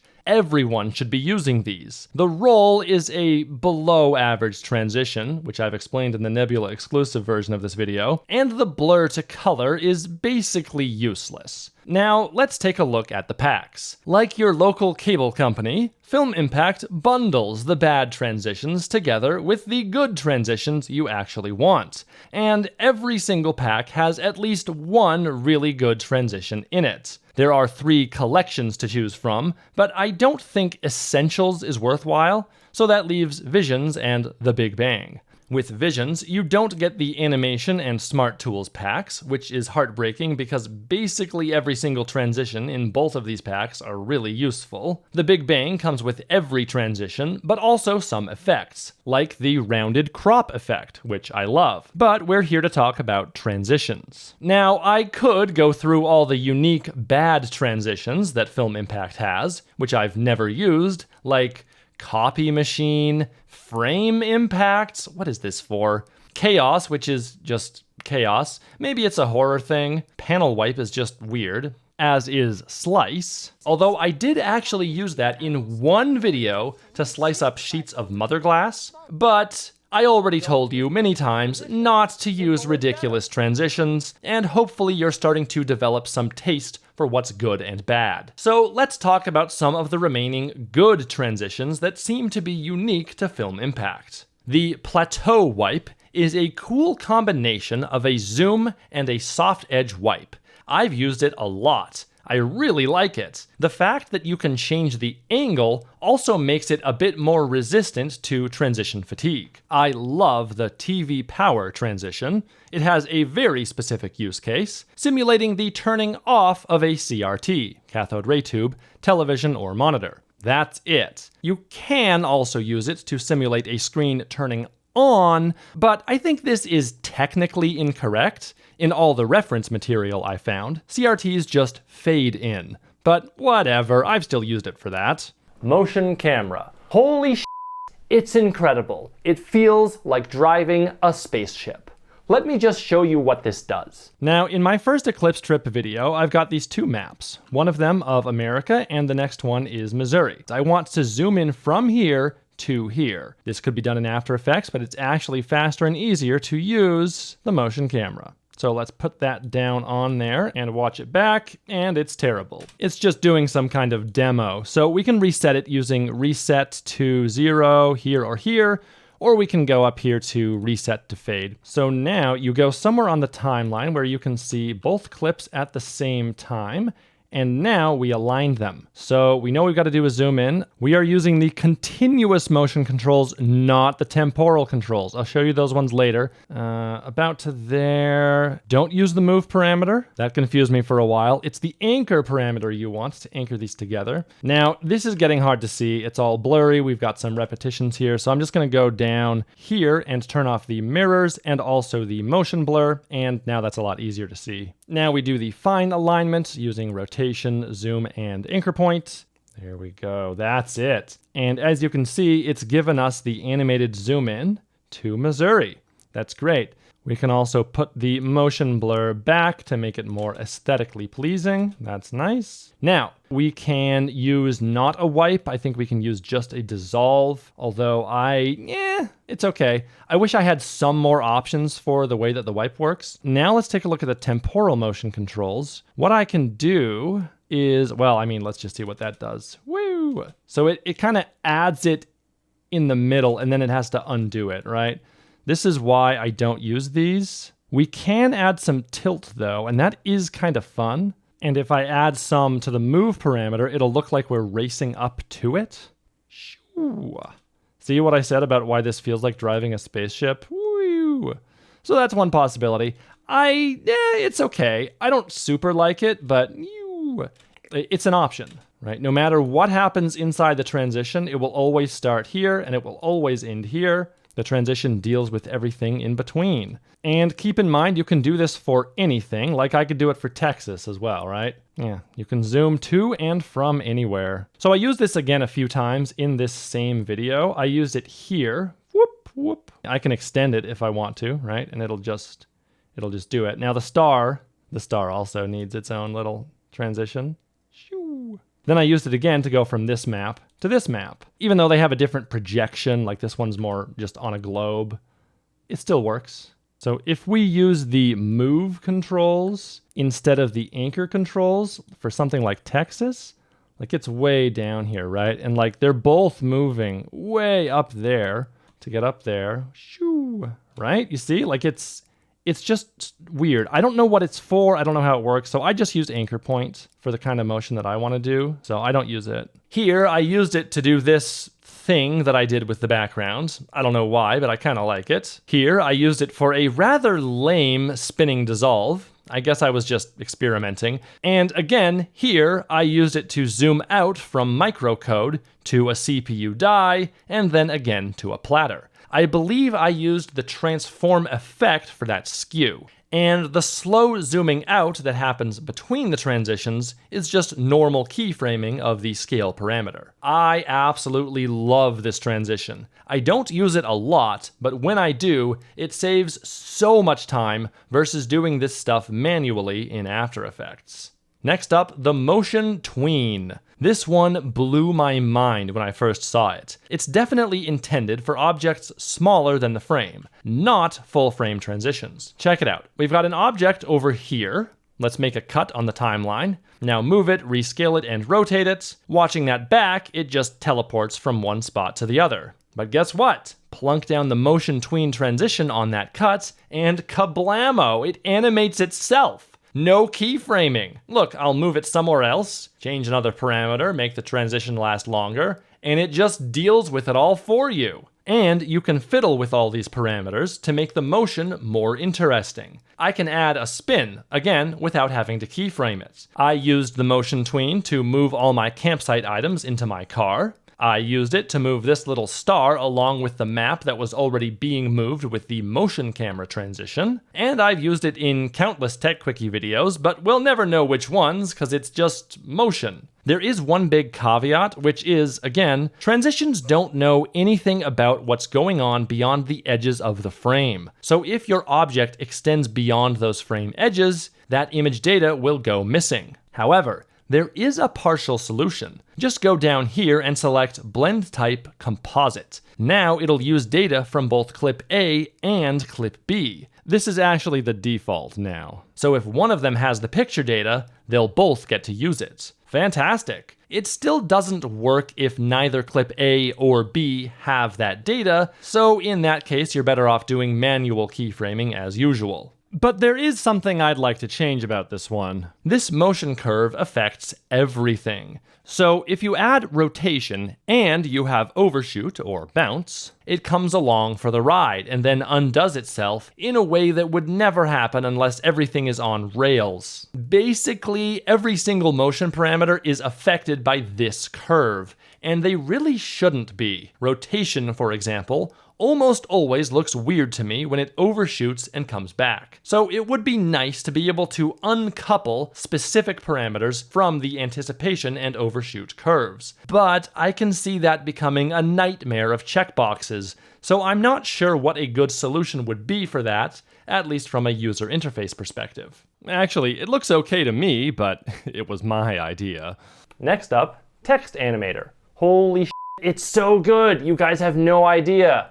Where before I had to round trip through After Effects to do cool stuff, now I have a bunch of cool stuff I can do right inside of the Text Animator transition. Make no mistake, After Effects can do significantly more, but Text Animator can do it faster, especially if you have some of your own presets. Again, utilizing Film Impact's amazing control over transparency, this transition auto-detects where it thinks your words and characters are, and can then animate them in numerous different ways. That does mean it only works on text above a transparent background. This is another transition that I haven't used nearly enough, so I don't have much to say about it, but I can tell it has huge potential. The biggest thing missing, I'd say, would be some really solid, nice-looking, general-use presets. The presets they have right now, honestly, suck. Except for the fade, that one's good, because it's simple. Remember, simple is often better. I don't want this transition to show off, shooting random characters all over the place. Most of the time, I want elegance, dignity, restraint, which these presets are not. I would throw them all out and start over, referencing some really nice text animation from expert kinematic typographers. And if the transition can't do those things, redesign it until it can. Here's an idea. Expand the functionality of this global crop feature and allow it to function per letter, word, or line. Now you can do cool effects like this, which would otherwise require you to manually split up your text box into multiple boxes and rearrange the crop for each one, which is exactly the kind of finicky work that we're trying to avoid by using this transition instead. Don't be surprised if this and other transitions improve in the future now that I've made this tutorial. Again, Film Impact is very open to constructive criticism and improving their offerings. In fact, they already have. I sent them a bunch of bug reports and feature suggestions while making this tutorial,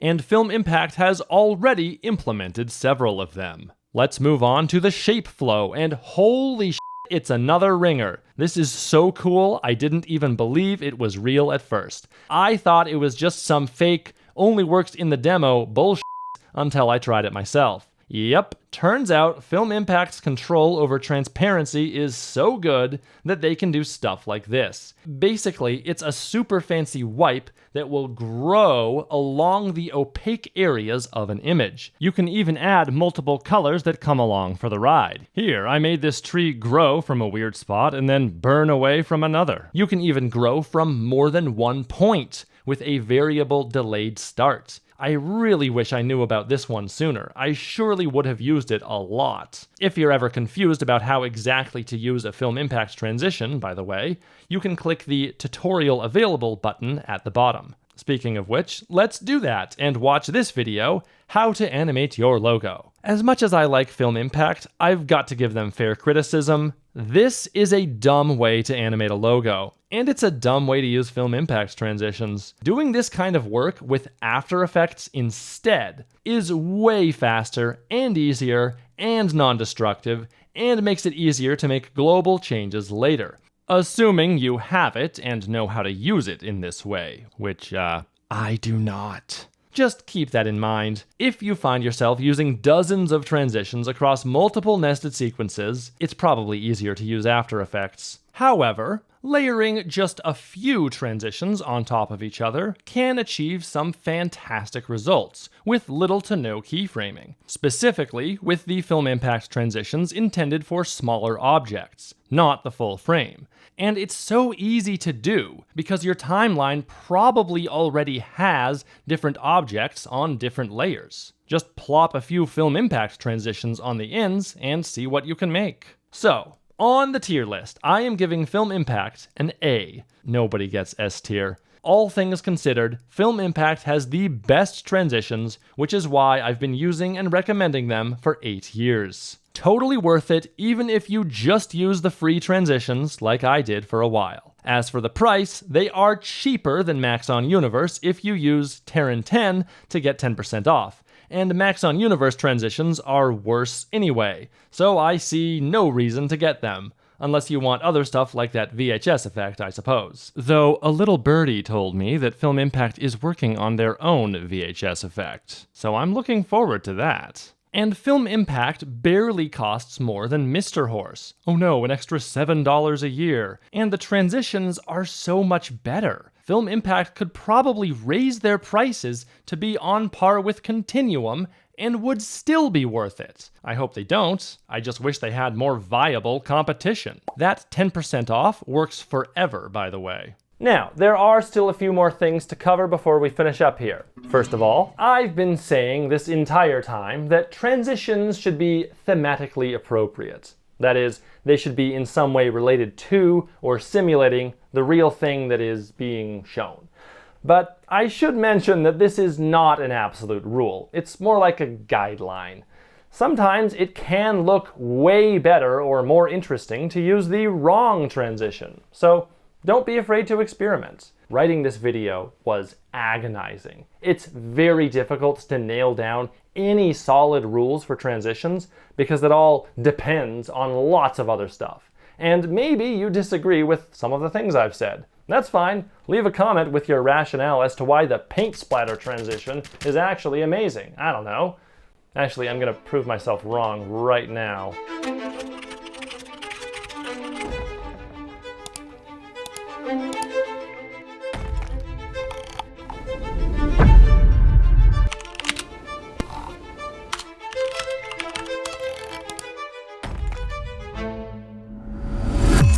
Yep, that's pretty awesome. So this specific stock transition in Premiere is still garbage. I still stand by that opinion. But with enough knowledge and effort, you can make an awesome looking version of anything. And they did. Realistically, you can't spend this much effort on every single transition, unless you've got some serious money and man hours to burn. Realistically, it's the transitions that are simpler and easier and faster to use which become the main workhorses for your video editing. At least that's what's been working for me. Second of all, the secondary keyboard that allows me to apply presets with a single keystroke. If you've never seen this before, hi, you must be new here. I've also been using this thing for 8 years, and I've already made lots of video tutorials on how to make one yourself. I still use and recommend the Hasu USB converter to make it work. But if you don't think you can afford that, I'd recommend Lua macros. Interception can really screw with your keyboard drivers if you're not careful. It's all detailed in this playlist. You're gonna have to learn to script in AutoHotkey, but all the code is free from my GitHub repository. Do not use ChatGPT or any other AI thing to figure it out for you. You will fail, and I will not feel sorry for you. Third of all, the advice from this video in particular is half right and half wrong. Yes, editors shouldn't use a ton of crazy transitions. Yes, the timing of cuts is more important than the transitions you use. But I strongly disagree with this advice. The only transitions I think you should ever use in video editing are your cross dissolve or cross fade, or a dip to black or a dip to white. Because you'll never learn how to properly use transitions if you're too afraid to misuse them first. You need to experiment, get messy, take chances, and make mistakes, or you'll never learn. You'll never grow as an artist. You'll never figure out all of the cool stuff that you can do if you let the fear of failure control you. Also, you don't have to publish all your experiments and potential failures for the whole internet to see. I don't. Remember, the secret ingredient to good video editing, and many other things, is enthusiasm. I'll see you next time.